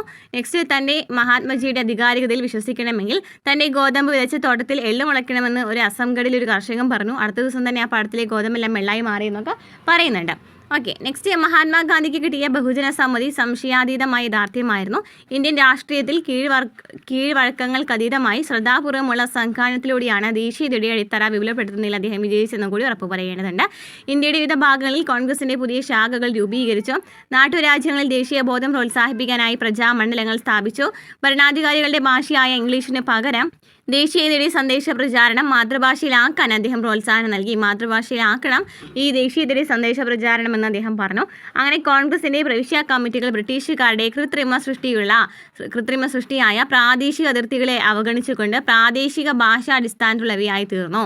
ഇങ്ങനെ വ്യത്യസ്ത വഴികളിലൂടെ ദേശീയത രാജ്യത്തിന് ഓരോ മുക്കിലും മൂലയിലൊക്കെ എത്തി. ഈ കാലഘട്ടത്തിൽ കോൺഗ്രസിനെ പിന്തുണയ്ക്കുന്നവരിൽ വളരെ സമ്പന്നമായ ചില വ്യാപാരികളും വ്യവസായികളൊക്കെ ഉണ്ടായിരുന്നു. ഇന്ത്യ സ്വതന്ത്രമായ ബ്രിട്ടീഷ് സംരംഭകർ അനുഭവിച്ചുകൊണ്ടിരിക്കുന്ന ആനുകൂല്യങ്ങൾ അവസാനിക്കുമെന്ന് ഈ ഇന്ത്യൻ സംരംഭകർ ആശങ്കപ്പെടാണ്. ഇവരിൽ GD ബിർളയെ പോലെയുള്ള സംരംഭകർ ദേശീയ പ്രസ്ഥാനത്തെ പരസ്യമായി പിന്താങ്ങി, മറ്റു ചിലർ പരോക്ഷമായിട്ടും. അങ്ങനെ പാവപ്പെട്ട കർഷകരെ പോലെ ധനികരായ വ്യവസായികളും ഗാന്ധിജിയുടെ ആരാധകരായി മാറി. അങ്ങനെ പാവപ്പെട്ട കർഷകരെ പോലെ തന്നെ ആരും വരുന്നുണ്ട്, വ്യവസായികളും വരുന്നുണ്ട് അല്ലേ. ധനികരായ വ്യവസായികൾ പരോക്ഷമായിട്ടും പ്രത്യക്ഷമായിട്ടും ഇതിൽ പങ്കെടുക്കുന്നുണ്ട്. പക്ഷേ കർഷകർ ഗാന്ധിജിയെ പിന്തുടർന്നതിൻ്റെ കാരണങ്ങൾ വ്യവസായികളുടെ നിന്നും വിഭിന്നമായിട്ടുള്ളവയായിരുന്നു. എന്തായിരുന്നു? പിന്നെന്താ ഇവിടെ പറയുന്നത് നോക്കാം. മഹാത്മാഗാന്ധിയെ തള്ളിപ്പറഞ്ഞവർക്ക് തീർച്ചയായും ദുരിതങ്ങൾ നേരിടേണ്ടി വരുന്നതായും ചില കിംവദന്തികൾ പ്രചരിച്ചിട്ടുണ്ടായിരുന്നു. ഗോരഖ്പൂർ നഗരത്തിലെ ഒരു മാന്യൻ ചർക്കയിൽ ഇഴനൂൽക്കുന്നതിൻ്റെ ആവശ്യകതയെ ചോദ്യം ചെയ്തു. അദ്ദേഹത്തിൻ്റെ വീട് അഗ്നിക്കിരയാക്കി എന്ന് പറയുന്നു. നെക്സ്റ്റ്, 1921 ഏപ്രിലിൽ ഉത്തർപ്രദേശിലെ ഒരു ഗ്രാമത്തിൽ ചിലർ ചൂത് കളിക്കുകയായിരുന്നു. ഒരാൾ അവരോട് കളി നിർത്താൻ പറഞ്ഞു. അതിലൊരാൾ മാത്രം കളി നിർത്താൻ വിസമ്മതിക്കുകയും ഗാന്ധിജിയെ അധിക്ഷേപിക്കുകയും ചെയ്തു. അടുത്ത ദിവസം അദ്ദേഹത്തിന് 4 പട്ടികൾ കടിച്ച് മുറിവേൽപ്പിച്ചു എന്നൊക്കെ പറയുന്നുണ്ട്. ഓക്കെ, ഇനി ഗോരഖ്പൂരിലെ ഒരു ഗ്രാമത്തിൽ കർഷകർ മദ്യപാനം ഉപേക്ഷിക്കാൻ പ്രതിജ്ഞയെടുത്തു. അതിലൊരാൾ ആ വാഗ്ദാനം പാലിച്ചില്ല. അയാൾ മദ്യശാലയിലേക്ക് പുറപ്പെട്ട ഉടനെ തന്നെ വഴിനീളെ ഇഷ്ടിക കഷ്ണങ്ങൾ വർഷിക്കാൻ തുടങ്ങി. എന്നാൽ അദ്ദേഹം ഗാന്ധിജിയുടെ നാമം ഉച്ചരിച്ചതോടെ അത് അവസാനിച്ചു എന്നൊക്കെ പറയുന്നുണ്ട്. അപ്പോൾ ഇവിടെ എന്താണ് പ്രധാനമായിട്ടും കിംവദന്തികളുടെ വ്യാപനത്തെക്കുറിച്ചാണ് പറയുന്നത് അല്ലേ. നെക്സ്റ്റ്, ഗാന്ധിയൻ ദേശീയത എന്ന് നമുക്ക് വിളിക്കാവുന്ന പ്രതിഭാസത്തിൻ്റെ വളർച്ച മഹാത്മാഗാന്ധിയുടെ പ്രധാന പങ്കിനോടൊപ്പം അദ്ദേഹത്തിൻ്റെ അനുയായികളെയും പങ്കിനെയും വളരെ ഒരു അളവ് ആശ്രയിച്ചിട്ടുണ്ട്. 1917 1922 മധ്യേ വളരെ പ്രതിഭാശാലികളായ നിരവധി ഇന്ത്യക്കാർ ഗാന്ധിജിയോടൊപ്പം ചേർന്ന് പ്രവർത്തിച്ചു. ആരൊക്കെയാണ്?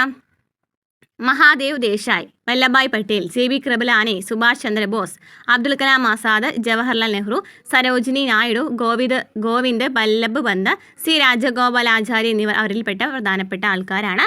അതുപോലെ തന്നെ പ്രധാനമായും ഗാന്ധിജിയുടെ അടുത്ത സഹചാരികൾ ഇന്ത്യയുടെ വിവിധ ഭാഗങ്ങളിൽ നിന്നും വിവിധ മത പാരമ്പര്യങ്ങളിൽ നിന്നും വന്നവരാണ്.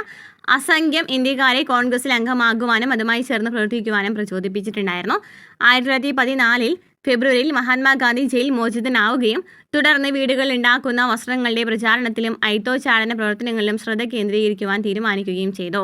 കാരണം ഒരു രാഷ്ട്രീയക്കാരൻ എന്നതുപോലെ തന്നെ ഗാന്ധിജി ഒരു സാമൂഹ്യ പരിഷ്കർത്താവും കൂടിയായിരുന്നു. സ്വാതന്ത്ര്യത്തിന് അർഹതയുണ്ടാവണമെങ്കിൽ ഇന്ത്യക്കാർ സാമൂഹ്യ തിന്മകളായ ശേഷി വിവാഹങ്ങളെയും തൊട്ടുകൂടായ്മയൊക്കെ ദൂരീകരിക്കണമെന്ന് അദ്ദേഹം പറഞ്ഞു. അങ്ങനെ ഒരു വിശ്വാസത്തിൽപ്പെട്ട ഇന്ത്യക്കാർ എതിർ വിശ്വാസികളായ ഇന്ത്യക്കാരുടെ തികഞ്ഞ സഹിഷ്ണുതാ മനോഭാവം പുലർത്തണമെന്ന് അദ്ദേഹം പറഞ്ഞു. അതിനാൽ തന്നെ ഹിന്ദു മുസ്ലിം ഐക്യത്തിന് അദ്ദേഹം ഊന്നൽ നൽകിയിട്ടുണ്ടായിരുന്നു. അതുകൊണ്ടാണ് വിദേശത്ത് നിന്ന് ഇറക്കുമതി ചെയ്യുന്ന മില്ലുകളിൽ ഉൽപ്പാദിപ്പിച്ച വസ്ത്രങ്ങൾക്ക് പകരം ഖാദി ധരിക്കുന്നതിൻ്റെ പ്രാധാന്യം അദ്ദേഹം ഊന്നൽ നൽകിയത്. അപ്പോൾ ഇവിടെ സാമ്പത്തിക കാര്യങ്ങളിൽ ഇന്ത്യക്ക് സ്വാശ്രയത്വം നേടാൻ നശിപ്പിക്കുന്നതുമായി തന്നെയാണ് നമ്മുടെ ഗാന്ധിജിയാണ്. അതിനാൽ തന്നെ ഇറക്കുമതി ചെയ്യുന്ന ഉൽപ്പന്നങ്ങൾക്ക് പകരം ഖാദി ധരിക്കുന്നതിൻ്റെ പ്രാധാന്യം അതാണ് അദ്ദേഹം പറയാൻ കാരണം. ഓക്കെ, നെക്സ്റ്റ് വരുന്നത് ഉപ്പു സത്യാഗ്രഹമാണ്. ഇവിടെ ഒരു വസ്തുതാപനം എന്ന് പറയുന്നുണ്ട്, നോക്കാം. ഒരു കേസ് സ്റ്റഡിയെ കുറിച്ചാണ് ഇവിടെ പറയുന്നത്. നിസ്സഹകരണ പ്രസ്ഥാനം അവസാനിച്ചതിന് ശേഷം കുറേ വർഷങ്ങളോളം മഹാത്മാഗാന്ധി സാമൂഹിക പരിഷ്കരണ പ്രവർത്തനത്തിൽ ശ്രദ്ധ കേന്ദ്രീകരിച്ചിട്ടുണ്ടായിരുന്നു. എന്നാൽ 1928 അദ്ദേഹം രാഷ്ട്രീയത്തിൽ മടങ്ങിയെത്തുന്നതിനെക്കുറിച്ച് ചിന്തിച്ചു തുടങ്ങി.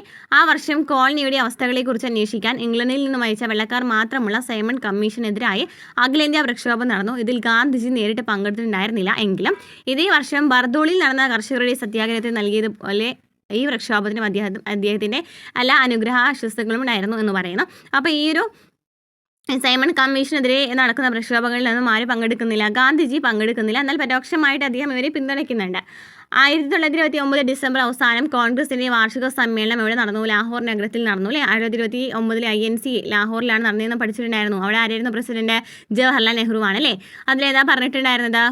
ചെങ്കോൽ യുവതലമുറയിലേക്ക് കൈമാറുന്നതിനെ സൂചിപ്പിച്ചതും കോൺഗ്രസ് നേതൃത്വത്തിൻ്റെ ചെങ്കോൽ യുവതലമുറയിലേക്ക് കൈമാറുക, അതുപോലെ തന്നെ പൂർണ്ണ സ്വരാജ് അഥവാ പൂർണ്ണ സ്വാതന്ത്ര്യത്തോടുള്ള പ്രതിജ്ഞാബദ്ധതയുടെ പ്രഖ്യാപനമൊക്കെ ഇതിലൂടെയായിരുന്നു. ഇതോടെ ഇന്ത്യൻ രാഷ്ട്രീയത്തിന് വീണ്ടും ആക്കം കൂടി. വിവിധ വേദികളിൽ ദേശീയ പതാക ഉയർത്തിക്കൊണ്ടും ദേശീയ ഭക്തിഗാനങ്ങൾ ആലപിച്ചുകൊണ്ടും 1930 ജനുവരി 26 സ്വാതന്ത്ര്യ ദിനമായിട്ട് ആചരിക്കാൻ തീരുമാനിച്ചു. ഏത് സമ്മേളനത്തിലാണ്? 1929 ലാഹോർ സമ്മേളനത്തിലാണ്. പിന്നെ ഗാന്ധിജി ഇതിൽ എന്താ പറഞ്ഞിട്ടുണ്ടായിരുന്നത്? ഈ സ്വതന്ത്ര പ്രഖ്യാപനം മുഴുവൻ ഗ്രാമങ്ങളിലും മുഴുവൻ നഗരങ്ങളിലും നടത്തിയാൽ അത് തന്നെയായിരിക്കും, അത് നന്നായിരിക്കും. എല്ലാ യോഗങ്ങളിലും എല്ലായിടങ്ങളിലും കൃത്യം ഒരേ സമയത്ത് തന്നെ കൂടിയാൽ അതും നന്നായിരിക്കും എന്ന് അദ്ദേഹം പറഞ്ഞു. പിന്നെ ഈ യോഗങ്ങളുടെ സമയം അറിയിക്കുന്നത് പരമ്പരാഗത രീതിയിൽ പെരുമ്പറ മുഴക്കി ആയിരിക്കണമെന്നും ഗാന്ധിജി പറഞ്ഞു. ആഘോഷങ്ങൾ ദേശീയ പതാക ഉയർത്തിക്കൊണ്ട് തന്നെ ആരംഭിക്കണമെന്ന് പറഞ്ഞു. അതുപോലെ തന്നെ ബാക്കി സമയം മുഴുവന് നൂൽപ്പോ, അയത്ത് ജാതിക്കാരെ സേവിക്കലോ, ഹിന്ദു മുസ്ലിം ഒത്തുചേരലോ, മദ്യനിരോധന പ്രവർത്തനമോ അല്ലെങ്കിൽ ഇതെല്ലാം ഒരുമിച്ചായോ ക്രിയാത്മക ജോലികളിൽ ഏർപ്പെടണമെന്ന് പറഞ്ഞു. ഇതൊന്നും തന്നെ അസാധ്യമായതല്ല. പങ്കാളികളെല്ലാം ഒന്നിച്ചു ചേർന്ന് ഒരു പ്രതിജ്ഞ എടുക്കണം. മറ്റൊരു ജനതയെയും പോലെ സ്വതന്ത്രവും കഠിനാധ്വാനത്തിൻ്റെ ഫലവും അനുഭവിക്കുന്നത് ഇന്ത്യക്കാരുടെ അന്യാധീനപ്പെടാനാവാത്ത അവകാശമാണ്. മാത്രമല്ല ഏതെങ്കിലും ഭരണകൂടം അവിടുത്തെ ജനങ്ങൾക്ക് ഈ അവകാശങ്ങൾ നിഷേധിച്ച് അവരെ അടിച്ചമർത്തുകയാണെങ്കിൽ ജനങ്ങൾക്ക് ആ സർക്കാരിനെ മാറ്റാനോ ഇല്ലാതാക്കാനുള്ള അവകാശമുണ്ടെന്നും ഗാന്ധിജി പറയാണ്. നെക്സ്റ്റ് ദണ്ഡി യാത്ര. എന്താണ് ദണ്ഡി എന്ന് വെച്ചാൽ ഈ സ്വാതന്ത്ര്യ ദിനാചരണം കഴിഞ്ഞ ഉടനെ തന്നെ, അതായത് നമുക്കറിയാം 1929 ലാഹോർ സമ്മേളനത്തിൽ ഒരു കാര്യം കൊണ്ട് തീരുമാനിക്കുന്നുണ്ട് എന്ന് പറയുന്നുണ്ട്, നിയമലംഘന പ്രസ്ഥാനം തുടങ്ങാൻ എന്ന് പറയുന്നുണ്ട് അല്ലേ. അപ്പോൾ ആരംഭിച്ച നിയമലംഘന പ്രസ്ഥാനം തുടങ്ങുവാൻ ആലോചിച്ച സമ്മേളനം ചോദിക്കുകയാണെങ്കിൽ ഇത് തന്നെയാണ് നമ്മുടെ 1929 ലാഹോർ സമ്മേളനമാണ്. ബ്രിട്ടീഷ് ഇന്ത്യയിൽ ഏറ്റവും അധികം വെറുക്കപ്പെടുന്ന ഒരു നിയമം, ഉപ്പുണ്ടാക്കാനും വിൽപ്പന നടത്താനുള്ള കുത്തക ഗവൺമെൻറ് നൽകിയ നിയമം ലംഘിക്കാനായി താൻ ഒരു സമരയാത്ര നടത്താൻ പോവുകയാണെന്ന് ഗാന്ധിജി പ്രഖ്യാപിച്ചു. ഉപ്പിന് മേലുള്ള കുത്തക കേന്ദ്ര പ്രശ്നമാക്കി ഉയർത്തിയെടുത്തത് ഗാന്ധിജിയുടെ പ്രായോഗിക ബുദ്ധിയുടെ ഒരു ഉദാഹരണമാണ്. കാരണം എന്താണ്? ഓരോ ഇന്ത്യക്കാരൻ്റെ വീട്ടിലും ഒഴിച്ചുകൂടാനാവാത്ത ഒന്നാണ് ഉപ്പ്. എന്നിരുന്നിട്ടും അത് വീട്ടാവശ്യത്തിന് പോലും ഉൽപ്പാദിപ്പിക്കുന്നത് നിരോധിക്കുകയും അവർ കടകളിൽ നിന്ന് ഉയർന്ന വില കൊടുത്ത് വാങ്ങുവാൻ നിർബന്ധിതരാവുകയും ചെയ്തു.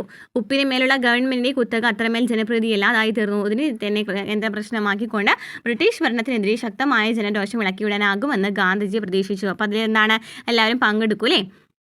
ഒട്ടുമിക്ക ഇന്ത്യക്കാർക്കും ഗാന്ധിജിയുടെ ഈ വെല്ലുവിളിയുടെ പ്രാധാന്യം മനസ്സിലായി. പക്ഷേ ബ്രിട്ടീഷ് ഭരണകൂടത്തിന് അത് ശരിക്കും മനസ്സിലായിട്ടുണ്ടായിരുന്നില്ല. ഗാന്ധിജി ഉപ്പു സത്യാഗ്രഹത്തെക്കുറിച്ച്, അതായത് ഉപ്പു സത്യാഗ്രഹം നടത്താൻ പോകുന്ന ഇർവിൻ പ്രഭുവിനെ മുൻകൂട്ടിയിട്ട് ഒരു നോട്ടീസ് നൽകിയിട്ടുണ്ടായെങ്കിലും ഇർവിന് ഇതിന് അത്ര വലിയ പ്രാധാന്യമൊന്നും കൊടുത്തിട്ടുണ്ടായിരുന്നില്ല. 1930 മാർച്ച് 12 ഗാന്ധിജി സബർമതി ആശ്രമത്തിൽ നിന്നും കടലിനെ ലക്ഷ്യമാക്കി യാത്ര ആരംഭിച്ചു. 3 ആഴ്ചയ്ക്ക് ശേഷം അദ്ദേഹം ലക്ഷ്യസ്ഥാനത്തെത്തി. ഒരു കൈ നിറയെ ഉപ്പുണ്ടാക്കിക്കൊണ്ട് നിയമത്തിൻ്റെ മുന്നിൽ അദ്ദേഹം സ്വയം ഒരു കുറ്റവാളിയാവുകയായിരുന്നു. അതേസമയം തന്നെ രാജ്യത്തിൻ്റെ മറ്റു ഭാഗങ്ങളിലും സമാന്തര ഉപ്പു സമരയാത്രകൾ സംഘടിപ്പിക്കപ്പെട്ടു. അദ്ദേഹം അപ്പോൾ ഇങ്ങനെയൊന്നും ചെയ്യാനായിട്ട് പാടില്ലല്ലേ, നിയമം അനുവദിക്കുന്നില്ല, എന്നാലും അദ്ദേഹം അങ്ങനെ ചെയ്തു നിയമത്തിനെ എതിർത്തുകൊണ്ട്. അതുപോലെ തന്നെ മറ്റു പല സംസ്ഥാനങ്ങളിലും മറ്റു പല പ്രദേശങ്ങളിലും ഈ ഒരു ഉപ്പ് സമരത്തെ അനുകൂലിച്ച് കുറച്ച് സമരങ്ങളൊക്കെ നടക്കുന്നുണ്ട്. എന്തുകൊണ്ടാണ് ഉപ്പു സത്യാഗ്രഹം, എന്തുകൊണ്ടാണ് ഉപ്പ് തിരഞ്ഞെടുത്തതെന്നൊക്കെ അദ്ദേഹം പറയുന്നുണ്ട്.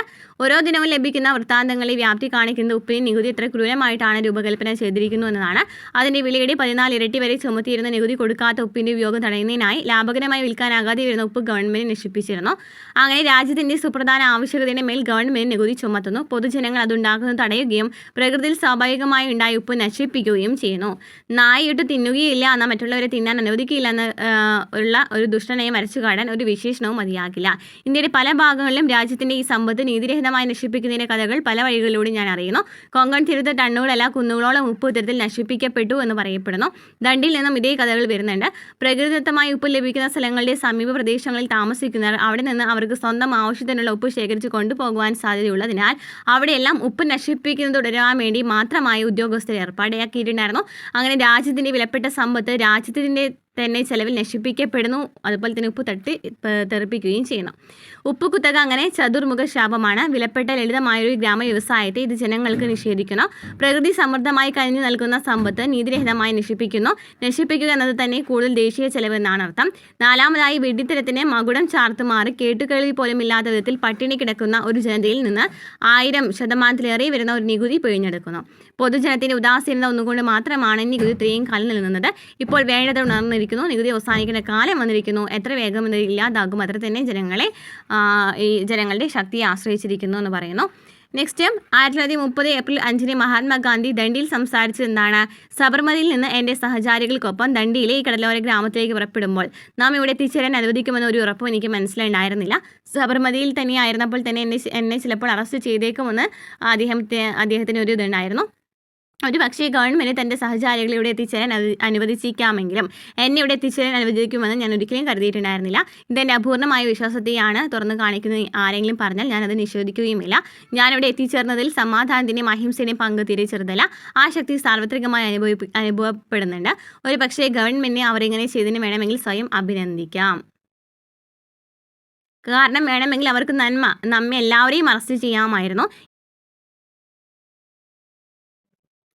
അങ്ങനെ ഈ സമാധാന സേനയെ അറസ്റ്റ് ചെയ്യാനുള്ള ധൈര്യം ഗവൺമെൻറ്റിനില്ലായിരുന്നു എന്നൊക്കെ പറയുന്നു. ഓക്കെ, പിന്നെ നമ്മൾ ഉപ്പ് നികുതി നിയമം ലംഘിക്കും അത് ഗവൺമെൻറ് സഹിക്കുമെന്നത് മറ്റൊരു ചോദ്യം. ഒരു പക്ഷേ ഇത് അവർ സഹിച്ചെന്ന് വരില്ല. പക്ഷേ ഈ സംഘത്തോട് അവർ കാണിച്ച ക്ഷമയും സഹിഷ്ണുതയും അഭിനന്ദാർഹമാണെന്നൊക്കെ പറയുന്നുണ്ട്. അപ്പോൾ നിസ്സഹകരണ സമരങ്ങളെ പോലെ തന്നെ ഔദ്യോഗികമായി അധികാരപ്പെടുത്തിയ ദേശീയ പ്രചാരണ സമരങ്ങൾക്ക് പുറമെ മറ്റ് പ്രക്ഷോഭങ്ങളൊക്കെ നടന്നിട്ടുണ്ടായിരുന്നു. പല സമരങ്ങളിലും കോടതികളും ബഹിഷ്കരിക്കുകയും വിദ്യാർത്ഥികൾ സമരം നടത്തുകയൊക്കെ ചെയ്തിട്ടുണ്ടായിരുന്നു. അങ്ങനെ പിന്നെന്താ ഇവിടെ പറയുന്നത്? ഉയർന്ന ജാതിക്കാരുടെ ഗാന്ധിജി പറഞ്ഞിട്ടുള്ളത് എന്തായിരുന്നു?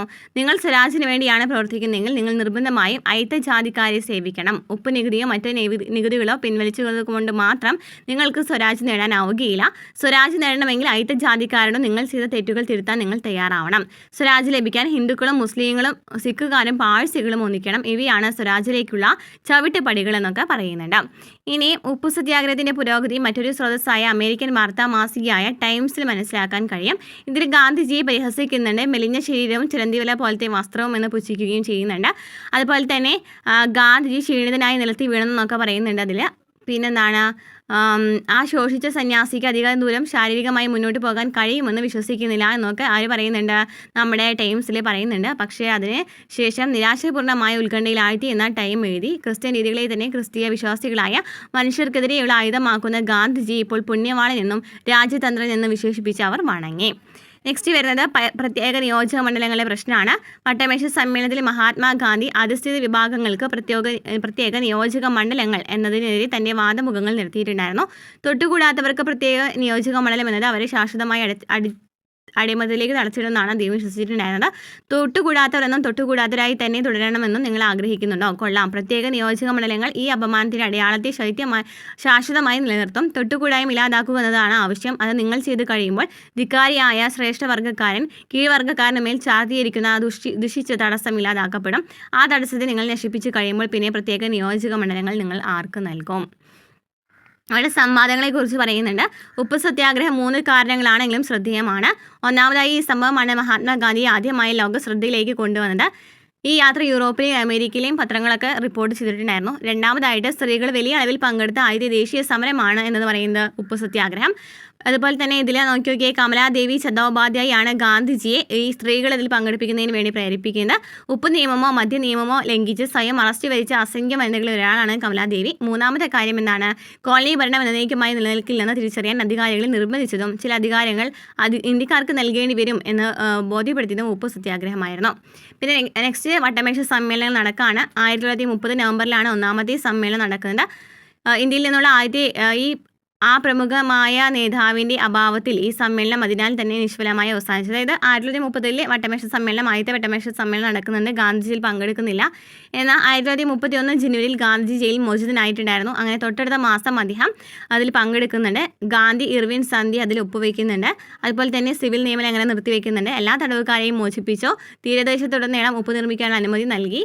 ഈ സന്ധി തീവ്ര ദേശീയവാദികളുടെ വിമർശനത്തിന് കാരണമായി.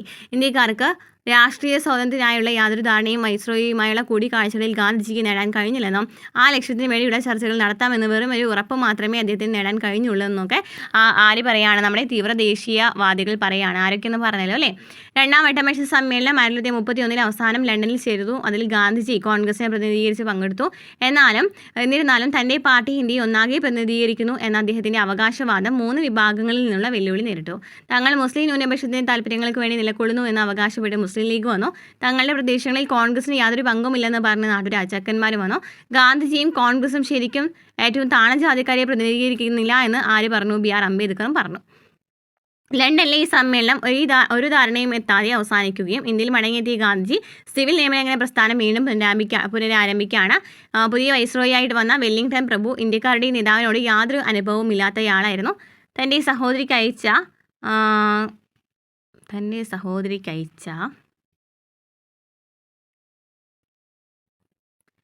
സ്വകാര്യ കത്തിൽ അദ്ദേഹം എഴുതി, ഗാന്ധിജി ഇല്ലായിരുന്നുവെങ്കിൽ ഈ രാജ്യം വളരെ മനോഹരമായിരുന്നു. ദൈവപ്രേരിതമാണെന്ന് പറഞ്ഞ് അദ്ദേഹം നടത്തുന്ന ഓരോ നീക്കത്തിലും രാഷ്ട്രീയ കൗശലം കണ്ടെത്താൻ കഴിയും. എത്രമാത്രം അതിശയിപ്പിക്കുന്ന വ്യക്തിയാണ് അദ്ദേഹമെന്ന് അമേരിക്കൻ പത്രങ്ങൾ പറയുന്നത് ഞാൻ കാണുന്നു. എന്നാൽ ഗാന്ധിയെ വിശുദ്ധമായ ഒന്നായി കാണുന്ന യഥാർത്ഥ ബോധം തീരെയില്ലാത്ത നിഗൂഢരായ അന്ധവിശ്വാസികളുടെ ജനതയ്ക്കിടയിലാണ് നാം ജീവിക്കുന്നതെന്നും പറയുന്നുണ്ട്. നെക്സ്റ്റ് 1935 ഇന്ത്യ ഗവൺമെൻറ് നിയമം വരുന്നു. ഏതെങ്കിലും തരത്തിലുള്ള ഒരു പ്രാതിനിധ്യ സർക്കാർ രൂപീകരിക്കണം എന്നുള്ള പറയുന്ന ഒരു വാഗ്ദാനമാണ് ഇതിലൂടെ നൽകുന്നത്. 2 വർഷങ്ങൾക്ക് ശേഷം നിയന്ത്രിത വോട്ടവകാശത്തിൻ്റെ അടിസ്ഥാനത്തിൽ നടന്ന ഒരു തെരഞ്ഞെടുപ്പിൽ കോൺഗ്രസ് സമഗ്ര വിജയം നേടി. 11 8 പ്രവിശ്യകൾക്കും ഒരു ബ്രിട്ടീഷ് ഗവർണറുടെ മേൽനോട്ടത്തിൽ കീഴിൽ പ്രവർത്തിക്കുന്ന കോൺഗ്രസ് പ്രധാനമന്ത്രിമാരുണ്ടായി. കോൺഗ്രസ് മന്ത്രിസഭകൾ അധികാരമേറ്റ 2 വർഷങ്ങൾക്ക് ശേഷം 1939 സെപ്റ്റംബറിൽ രണ്ടാം ലോക മഹായുദ്ധം പൊട്ടിപ്പുറപ്പെട്ടു. മഹാത്മാഗാന്ധിയും നെഹ്റുവും ഹിറ്റ്ലറുടെ നാസികളെയും ശക്തരായ വിമർശകരായിരുന്നു. അതുകൊണ്ട് തന്നെ യുദ്ധം അവസാനിക്കുമ്പോൾ ഇന്ത്യക്ക് സ്വാതന്ത്ര്യം നൽകാമെന്ന് ബ്രിട്ടൻ വാഗ്ദാനം നൽകുകയാണെങ്കിൽ പകരം ബ്രിട്ടീഷുകാരുടെ യുദ്ധശ്രമങ്ങൾക്ക് കോൺഗ്രസ് പിന്തുണ നൽകാമെന്ന് അവർ ഉറപ്പ് നൽകുകയാണ്. അങ്ങനെ പ്രതിഷേധമായിട്ട് 1939 ഒക്ടോബറിൽ കോൺഗ്രസ് മന്ത്രിസഭകൾ രാജിവെച്ചു. യുദ്ധാനന്തരം സ്വാതന്ത്ര്യം നൽകാമെന്ന ഉറപ്പിനായി ഭരണാധികാരികളിൽ സമ്മർദ്ദം ചെലുത്താൻ 1940-41 കാലയളവിൽ കോൺഗ്രസ് നിരവധി വ്യക്തി സത്യാഗ്രഹങ്ങളും സംഘടിപ്പിച്ചു.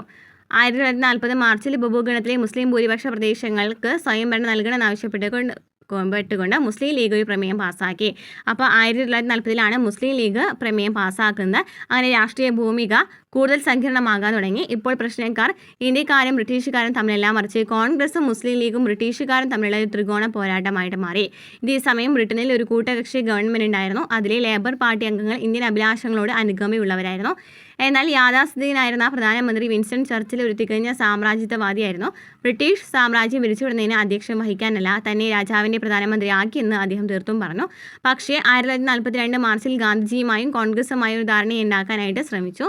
അങ്ങനെ സർ സ്റ്റെഫോർഡ് ക്രിപ്സിനെ ഇന്ത്യയിലേക്ക് അയക്കുവാൻ ചർച്ചിൽ നിർബന്ധിതനായി. പക്ഷേ ഇതെല്ലാം തന്നെ അച്യുതൻ്റെ ശക്തികളിൽ നിന്നും ഇന്ത്യയെ പ്രതിരോധിക്കാൻ ബ്രിട്ടനെ സഹായിക്കാൻ വേണ്ടിയാണെങ്കിൽ വൈസ്രോയി ഒരു ഇന്ത്യക്കാരൻ തന്നെ എക്സിക്യൂട്ടീവ് കൗൺസിലെ പ്രതിരോധ അംഗമായി നിയമിക്കണമെന്നും കോൺഗ്രസ് പറഞ്ഞുവെങ്കിലും ഈ ഒരു ചർച്ച പരാജയപ്പെടാണ്. നെക്സ്റ്റ് എന്താണ്? പ്രത്യേക നിയോജക മണ്ഡലങ്ങളെക്കുറിച്ച് അംബേദ്കർ എന്താ പറഞ്ഞിട്ടുണ്ടായിരുന്നത്? നിലനിൽപ്പിന് വേണ്ടിയുള്ള സമരത്തിൽ നിസ്സംശയം സ്വയം പിടിച്ചു നിൽക്കാൻ കഴിവില്ലാത്തൊരു വിഭാഗം ഇവിടെയുണ്ട്. അവർ ബന്ധിക്കപ്പെട്ടിരിക്കുന്ന മതമാകട്ടെ ബഹുമാന്യമായ ഒരു സ്ഥാനം അവർക്ക് നൽകുന്നതിന് പകരം അവർ സാധാരണ ഇടപാടുകളിൽ പോലും നടത്താൻ യോഗ്യരല്ലാത്ത കുഷ്ഠരോഗികൾ എന്ന മുദ്ര കുത്തുന്നു. സാമ്പത്തികമായി സ്വതന്ത്രമായ ഒരു ജീവിത മാർഗവും തുറക്കപ്പെടാത്ത ദൈനംദിന ഭക്ഷണത്തിന് പോലും സമ്പൂർണ്ണമായി ഉയർന്ന ജാതി ഹിന്ദുക്കളെ ആശ്രയിച്ച് കഴിയുന്ന ഒരു വിഭാഗമാണവർ. ഹിന്ദുക്കളുടെ സാമൂഹിക മുൻവിധികൾ കാരണമല്ല അവർക്ക് മുന്നിൽ എല്ലാ വഴികളും അടക്കപ്പെട്ടിരിക്കുന്നത് എന്നൊക്കെ ആര് പറയുന്നുണ്ട്? ബാബെ സാഹിബ് അംബേദ്കർ. അതായത് അധസ്ഥിതരെ കുറിച്ചിട്ടാണ് ഇവിടെ അദ്ദേഹം പറയുന്നത്. നെക്സ്റ്റ് ക്വിറ്റ് ഇന്ത്യ സമരം നമുക്കറിയാം. INCയുടെ നേതൃത്വത്തിൽ നടന്ന ഏറ്റവും വലിയ ബഹുജന സമരം, അല്ലെങ്കിൽ ഏറ്റവും അവസാനത്തെ ബഹുജന സമരം ചോദിക്കുകയാണെങ്കിൽ ഇതാണ്, ക്വിറ്റ് ഇന്ത്യ സമരമാണ്. ക്രിപ്സ് ദൗത്യത്തിൻ്റെ പരാജയത്തെ തുടർന്ന് ക്രിപ്സ് മിഷൻ അയച്ചിട്ടുണ്ടായിരുന്നു അല്ലേ? ആ ക്രിപ്സ് മിഷൻ പരാജയപ്പെട്ടു എന്ന് പറഞ്ഞു. അങ്ങനെ മഹാത്മാഗാന്ധി ബ്രിട്ടീഷ് ഭരണത്തിനെതിരായ തന്നെ 3ാമത്തെ മഹാപ്രസ്ഥാനം ആരംഭിക്കാൻ തീരുമാനിച്ചു. 1942 ഓഗസ്റ്റിൽ ആരംഭിച്ച ക്വിറ്റ് ഇന്ത്യ സമരമായിരുന്നു അത്. ഇതിൽ ജയപ്രകാശ് നാരായണൊക്കെ പങ്കെടുത്തിട്ടുണ്ട് അല്ലേ? അതുപോലെ തന്നെ നൂറായിരക്കണക്കിന് സാധാരണക്കാരെ ഈ പ്രക്ഷോഭത്തിൽ പങ്കെടുത്തു. ക്വിറ്റ് ഇന്ത്യ ഒരു യഥാർത്ഥ ബഹുജന പ്രസ്ഥാനമായിരുന്നു. കോൺഗ്രസ് നേതാക്കളെല്ലാം ജയിൽ തളയ്ക്കപ്പെട്ട ഈ അവസരത്തിൽ ജിന്നയും മുസ്ലിം ലീഗിലെ അദ്ദേഹത്തിൻ്റെ സഹപ്രവർത്തകരും തങ്ങളുടെ സ്വാധീനം വിപുലപ്പെടുത്താനുള്ള ശ്രമങ്ങളിൽ ക്ഷമയോടെ വ്യാപ്തരായിരുന്നു. എന്താണ് സത്താറ 1943 എന്താ പറയുന്നത്? 19ാം നൂറ്റാണ്ടിൻ്റെ അവസാനം മുതൽ ജാതി വ്യവസ്ഥയെയും ഭൂപ്രഭുത്വത്തെയും എതിർത്ത ഒരു ബ്രാഹ്മണേതര പ്രസ്ഥാനം മഹാരാഷ്ട്രയിൽ വികാസം പ്രാപിച്ചിരുന്നു. 1930കളിൽ ഈ പ്രസ്ഥാനം ദേശീയ പ്രസ്ഥാനവുമായി ബന്ധം സ്ഥാപിച്ചു. 1943 മഹാരാഷ്ട്രയിലെ സത്താറ ജില്ലയിലെ ചില യുവ നേതാക്കന്മാർ സന്നദ്ധ പ്രവർത്തകരെയും ഗ്രാമസംഘങ്ങളെയും രൂപീകരിച്ചു. അവർ ജനകീയ കോടതികൾ നടത്തുകയും ക്രിയാത്മക പ്രവർത്തനങ്ങൾ സംഘടിപ്പിക്കുകയും ചെയ്തു. ഗവൺമെൻറ് അടിച്ചമർത്തലുകളെയും പിന്നീട് കോൺഗ്രസിൻ്റെ വിസമ്മതത്തെയും അതിജീവിച്ചുകൊണ്ട് കുംബി കർഷകരുടെ നേതൃത്വവും ദളിതരുടെ പിന്തുണയുമായുള്ള സത്താറയിലെ ഈ പ്രതി സർക്കാർ 1946 തിരഞ്ഞെടുപ്പ് വരെ പ്രവർത്തിച്ചു എന്നും പറയുന്നു. നെക്സ്റ്റ് 1944 ജൂണിൽ യുദ്ധത്തിൻ്റെ അവസാനം കണ്ടു തുടങ്ങിയപ്പോൾ ഗാന്ധിജി ജയിലിൽ നിന്നും മോചിപ്പിക്കപ്പെട്ടു. ആ വർഷാവസാനം കോൺഗ്രസും ലീഗും തമ്മിലുള്ള വിടവ് നികത്താനായി ജിന്നയുമായൊരു ചർച്ച നടത്തുന്നുണ്ട്. 1945 ബ്രിട്ടനിലെ ഒരു തൊഴിലാളി സർക്കാർ അധികാരത്തിൽ വരികയും ഇന്ത്യക്ക് സ്വാതന്ത്ര്യം നൽകുന്നതിൽ അവർ സ്വയം പ്രതിജ്ഞാബദ്ധരാവുകയും ചെയ്യുമെന്ന് പറഞ്ഞു. അങ്ങനെ ഇന്ത്യയിൽ തിരികെ എത്തിയ വൈസ്രോയി വേവൽ പ്രഭു കോൺഗ്രസിനെയും ലീഗിനെയും ചേർത്തുകൊണ്ട് നിരവധി ചർച്ചകൾ നടത്തി. 1946 ആരംഭത്തിൽ പ്രാദേശിക നിയമനിർമ്മാണ സഭകളിലേക്കുള്ള തെരഞ്ഞെടുപ്പ് നടന്നു. ഇതിൽ പറയുന്നുണ്ട് മുസ്ലിം ലീഗുകൾക്ക് വേണ്ടി മാത്രമായിട്ട് പ്രത്യേക സംവരണം വേണമെന്നൊക്കെ പറയുന്നുണ്ട്. അങ്ങനെ മുഴുവൻ സീറ്റുകളിലും ലീഗ് അതിശക്തമായ ഭൂരിപക്ഷം നേടാണ്. അതോടെ രാഷ്ട്രീയ ധ്രുവീകരണം പൂർത്തിയായി. പ്രവിശ്യകൾക്ക് ഒരു പരിധിവരെ സ്വയംഭരണം അനുവദിച്ചുകൊണ്ട് ഇന്ത്യ ഒരു ഫെഡറൽ സംവിധാനത്തിൽ ഒന്നിച്ചു നിർത്തണമെന്നുള്ള വ്യവസ്ഥയിന്മേൽ കോൺഗ്രസും ലീഗും തമ്മിൽ ധാരണയിലെത്തിയതിനാൽ 1946 വേനലിൽ ഇന്ത്യയിലേക്ക് എത്തിയ ക്യാബിനറ്റ് മിഷൻ പരാജയപ്പെട്ടു. 1947 ഫെബ്രുവരിയിൽ വേവലിന് പകരം ആര് വന്നു? മൗണ്ട് ബാറ്റൺ പ്രഭു വന്നു. അദ്ദേഹം എല്ലാവരെയും വിളിച്ചുകൂട്ടി. എന്നിട്ട് പറഞ്ഞു ബ്രിട്ടീഷ് ഇന്ത്യ സ്വതന്ത്രമാക്കപ്പെടുമെന്നും എന്നാൽ വിഭജിക്കപ്പെടുമെന്നും അദ്ദേഹം പ്രഖ്യാപിച്ചു. ഓഗസ്റ്റ് 15 അദ്ദേഹം അധികാര കൈമാറ്റത്തിനായിട്ട് നിശ്ചയിച്ചത്. അങ്ങനെ കരംചന്ദ് ഗാന്ധിയുടെ നാമം സ്മരിച്ചുകൊണ്ട് ഇന്ത്യൻ നിയമനിർമ്മാണ സഭയുടെ പ്രസിഡന്റ് സമ്മേളനം ആരംഭിച്ചപ്പോൾ സുദീർഘമായ കരഘോഷമായിരുന്നു മഹാത്മാഗാന്ധിക്ക് ജയ് എന്ന് പറഞ്ഞു. നെക്സ്റ്റ് വിരോചിതമായ അന്ത്യനാളുകൾ. അങ്ങനെ 1947 ഓഗസ്റ്റ് 15 തലസ്ഥാനത്ത് നടന്ന ആഘോഷ പരിപാടികളിലൊന്നും ഗാന്ധിജി പങ്കെടുത്തിട്ടുണ്ടായിരുന്നില്ല. അദ്ദേഹം കൽക്കട്ടയിലായിരുന്നു. പക്ഷേ അവിടെ ഒരു പരിപാടിയിൽ പോലും പങ്കെടുക്കുകയോ ഒരു പതാക ഉയർത്തുകയോ ചെയ്തിട്ടുണ്ടായിരുന്നില്ല. 24 മണിക്കൂർ ഉപവാസമിരുന്നു. അദ്ദേഹത്തിന് ഇത്രയും കാലത്തെ പോരാട്ടത്തിനൊടുവിൽ സ്വാതന്ത്ര്യം എത്തിച്ചേർന്നത് ഹിന്ദുക്കളും മുസ്ലിങ്ങളും പരസ്പരം വാളൊങ്ങിക്കൊണ്ട് വിഭജിക്കപ്പെട്ട രാജ്യമെന്ന അസ്വീകാര്യമായ വിലക്കായിരുന്നു. അതായത് സ്വാതന്ത്ര്യം കിട്ടിയതിന് ശേഷം അവിടെ വിഭജനം വരാണല്ലേ. സെപ്റ്റംബർ ഒക്ടോബർ മാസങ്ങളിൽ ഗാന്ധിജിയുടെ ജീവചരിത്രകാരനായ DG തെണ്ടുൽക്കർ എന്നാണ് എഴുതിയിട്ടുള്ളത്. ഗാന്ധിജി ദുരിതമനുഭവിക്കുന്ന ജനങ്ങളെ ആശ്വസിപ്പിച്ചുകൊണ്ട് ആശുപത്രികളും അഭയാർത്ഥി ക്യാമ്പുകളും കയറിയിറങ്ങി. പോയകാല സംഭവങ്ങൾ മറന്ന് അവരുടെ കഷ്ടതകളെക്കുറിച്ച് ചിന്തിക്കാതെ പരസ്പര സഹായത്തിന് വലം കൈ നീട്ടി സമാധാനപരമായി ജീവിക്കുമെന്ന് ദൃഢനിശ്ചയം ചെയ്യുമെന്ന് സിഖുകാരോടും ഹിന്ദുക്കളോടും മുസ്ലിങ്ങളോടും അദ്ദേഹം അഭ്യർത്ഥിച്ചു. അങ്ങനെ അവിടെ എന്തുപേരാണ്? കോൺഗ്രസ് ഗാന്ധിജിയുടെ നെഹ്റുവിൻ്റെ നേതൃത്വത്തിൽ കോൺഗ്രസ് ന്യൂനപക്ഷങ്ങളുടെ അവകാശങ്ങൾക്കായുള്ളൊരു പ്രമേയം പാസ്സാക്കി. പാർട്ടി ഒരിക്കലും ദ്വിരാഷ്ട്ര സിദ്ധാന്തം അംഗീകരിക്കില്ല എന്നൊക്കെ പറഞ്ഞു. അത് പല വിധത്തിലും എന്താണ് എനിക്ക് ഇവിടെ പറയുന്നത് എന്താണ് പല മതവിശ്വാസങ്ങളുടെയും പല വംശങ്ങളുടെയും നാടാണ് ഇന്ത്യ എന്നൊക്കെ അതിൽ ഈ പാർട്ടി ഉറപ്പിച്ച് പറയുന്നുണ്ട്. അങ്ങനെ പാകിസ്ഥാനിലെ അവസ്ഥ എന്തായിരുന്നാലും ഇന്ത്യ തീർച്ചയായും മതഭേദമില്ലാതെ എല്ലാ പലർക്കും സമ്പൂർണ്ണ അവകാശങ്ങളും സർക്കാർ സംരക്ഷണവും ഉറപ്പാക്കുന്ന ഒരു ജനാധിപത്യ മതേതരത്വ രാഷ്ട്രമായിരിക്കുന്നു അദ്ദേഹം പറയുന്നു. ഇന്ത്യയിലെ ന്യൂനപക്ഷങ്ങൾ തുടർന്നും സംരക്ഷിക്കപ്പെടുമെന്നും അവരുടെ പൗരാവകാശങ്ങൾ ആക്രമിക്കപ്പെടാതെ കഴിവിൻ്റെ പരമാവധി സംരക്ഷിക്കപ്പെടുമെന്നൊക്കെ ആര് പറയുന്നുണ്ട്? ഗാന്ധിജി ഈ കോൺഗ്രസിലൂടെ പറയുന്നുണ്ട്. സ്വാതന്ത്ര്യത്തിന് ശേഷമുള്ള മാസങ്ങളിൽ ഗാന്ധിജിയുടെ മഹത്തരമായ സമയമെന്ന് പല പണ്ഡിതന്മാരും രേഖപ്പെടുത്തി. പിന്നെന്താണ്? പാകിസ്ഥാനിലെ ന്യൂനപക്ഷ സമുദായങ്ങളുടെ ദുരിതങ്ങളെക്കുറിച്ചും സമാനമായി ആശങ്കാകുലനാണ് ഗാന്ധിജി. അവരുടെ ആശ്വാസത്തിനായി അവിടേക്ക് പോകാൻ അദ്ദേഹം ആഗ്രഹിച്ചു. പക്ഷേ ഡൽഹിയിലെ മുസ്ലിങ്ങൾക്ക് സുരക്ഷ ഉറപ്പാക്കാൻ സാധിക്കാത്തപ്പോൾ ഏത് മുഖമായിട്ടായിരിക്കും അദ്ദേഹം അവിടേക്ക് പോകാൻ കഴിയുക? 1948 ജനുവരി 20 ഗാന്ധിജിയുടെ ജീവൻ അപഹരിക്കാൻ ഒരു ശ്രമമുണ്ടായെങ്കിലും അദ്ദേഹം നിർഭയനായിട്ട് മുന്നോട്ട് നീങ്ങി. ജനുവരി 26 അദ്ദേഹത്തിൻ്റെ പ്രാർത്ഥനാ യോഗത്തിൽ എപ്രകാരമാണ് കഴിഞ്ഞ കാലങ്ങളിൽ ദിവസത്തെ സ്വാതന്ത്ര്യ ദിനമായി ആഘോഷിച്ചിരുന്നത് എന്ന് അദ്ദേഹം സംസാരിച്ചു. ഇപ്പോൾ സ്വാതന്ത്ര്യം ലഭിച്ചു, പക്ഷേ അതിന് ആദ്യത്തെ കുറേ മാസങ്ങൾ തീർന്നു നിരാശപ്പെട്ടതായിരുന്നു അല്ലേ. എങ്കിലും ഏറ്റവും മോശമായ കാലം അവസാനിച്ചു എന്നൊക്കെ ഇന്ത്യക്കാർ ഒത്തൊരുമിച്ച് എല്ലാ ജനവിഭാഗങ്ങളുടെയും വിശ്വാസങ്ങളുടെയൊക്കെ സ്വാധീനത്തിൽ പറയുന്നുണ്ട്. എന്നാലും എന്ത് സംഭവിക്കുകയാണ് അതിനുശേഷം നമുക്കറിയാം എന്താണ് അവിടെ വിഭജനം വരുന്നുണ്ട് അല്ലേ. അത് നമുക്ക് അടുത്ത ക്ലാസ്സുകളിൽ ഡിസ്കസ് ചെയ്യാം കേട്ടോ. സ്വാതന്ത്ര്യം അവ്യക്തമായ ഇന്ത്യക്കാണ് ഗാന്ധി ജീവിതം മുഴുവൻ പോരാടിയത്. പിന്നെ അദ്ദേഹത്തെക്കുറിച്ചൊക്കെ പറയുന്നുണ്ട് ഇവിടെ. നെക്സ്റ്റ് പൊതുപ്രസംഗങ്ങളും സ്വകാര്യ രചനകളും. മഹാത്മാഗാന്ധിയുടെയും അദ്ദേഹത്തിൻ്റെ സമകാലീനരായ സഹചാരികളുടെയും രാഷ്ട്രീയ എതിരാളികളുടെയും രചനകളും പ്രസംഗങ്ങളൊക്കെ ഇവിടെ പറയുന്നുണ്ട്. ഇവിടെ നോക്കി നോക്കിയേ, ഹരിജനിൽ സ്ഥിരമായി പ്രസിദ്ധീകരിച്ചിരുന്ന ഒരു ഇതിൽ എന്താണ്, സ്വാതന്ത്ര്യ സമരകാലത്ത് തനിക്ക് ലഭിച്ച കഥകളെല്ലാം ചേർത്ത് എഡിറ്റ് ചെയ്ത നെഹ്റു എന്താ ചെയ്തിട്ടുള്ളത്, a bunch of old letters അല്ലേ. അപ്പോൾ നെഹ്റുവിൻ്റേതാണ് a bunch of old letters എന്നുള്ളത് പഠിച്ചു വെച്ചിരിക്കുക. പിന്നെ അപ്പോൾ a bunch of old letters ആരുടേതാണ്, ഗാന്ധിജിയുടെ നെഹ്റുവിൻ്റേതാണത് പഠിച്ചു വെച്ചിരിക്കുക. പിന്നെ ഇവിടെ പറയുന്നത്, ഇവിടെ കുറച്ച് കഥകളെയൊക്കെ നൽകിയിട്ടുണ്ട്. നെക്സ്റ്റ് ഒരു ചിത്രം രൂപപ്പെടുത്തൽ.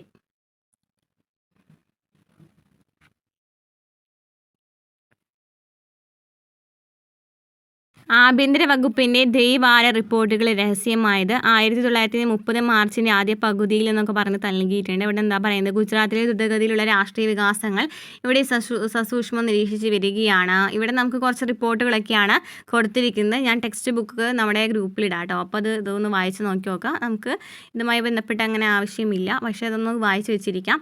പിന്നെ ദിനപത്രങ്ങളിൽ എന്താണ് കൊടുത്തിട്ടുണ്ടായിരുന്നത് എന്നൊക്കെ പറയുന്നുണ്ട് ദിനപത്രങ്ങളിൽ. അപ്പോൾ ലാസ്റ്റ് വരുന്നത് കുറച്ച് ദിനപത്രങ്ങളും റിപ്പോർട്ടുകളൊക്കെയാണ്.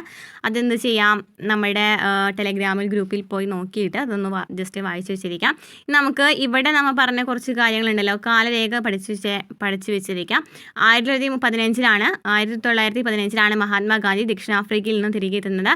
1917 ചമ്പാരൻ സമരം നടന്നു. 1918 ഗേദ സമരം നടന്നു. അഹമ്മദാബാദിലെ തൊഴിലാളിയിലെ സമരം നടന്നു. ഇനി 1919 റൗളത്ത് സത്യാഗ്രഹം നടന്നു. 1919 ജാലിയൻ വാലാബാഗ് കൂട്ടക്കൊല. 1921 നിസ്സഹകരണ ഖിലാഫത്ത് പ്രസ്ഥാനങ്ങൾ. 1928 ബർദോളിയിലെ കർഷക സമരം. 1929 ലാഹോർ സമ്മേളനത്തിൽ വെച്ച് പൂർണ്ണ സ്വരാജ് കോൺഗ്രസിൻ്റെ ലക്ഷ്യമായി അംഗീകരിക്കുന്നു. 1930 നിയമലംഘന പ്രസ്ഥാനം ആരംഭിക്കുന്നു. ദണ്ഡി സമരയാത്ര. 1931 ഗാന്ധി ഇർവിൻ സന്ധി, രണ്ടാം വട്ടമേശ സമ്മേളനം. 1935 ഇന്ത്യ ഗവൺമെൻറ് നിയമം, ചില തരത്തിലുള്ളൊരു പ്രാതിനിധ്യ സർക്കാർ രൂപീകരിക്കാമെന്നുള്ള വാഗ്ദാനം നൽകുന്നു. 1939 കോൺഗ്രസ് മന്ത്രിസഭകൾ രാജിവെക്കുന്നു. 1942 ക്വിറ്റ് ഇന്ത്യ സമരം ആരംഭിക്കുന്നു. 1946 വർഗീയ കലാപം അവസാനിപ്പിക്കാൻ ഗാന്ധിജി നൗഗാലിയും മറ്റ് കലാപബാധിത പ്രദേശങ്ങളും സന്ദർശിക്കുന്നു. അപ്പോൾ ഇത്രയാണ് നമ്മൾ ഈ ഒരു ചാപ്റ്ററിൽ പറഞ്ഞിട്ടുണ്ടായിരുന്നത്. അപ്പോൾ ഇത്രയും പഠിച്ചു വെച്ചിരിക്കാം. മനസ്സിലായിട്ടുണ്ടെങ്കിൽ സപ്പോർട്ട് ചെയ്യാം. നമുക്ക് അടുത്ത ക്ലാസ്സിൽ കാണാം.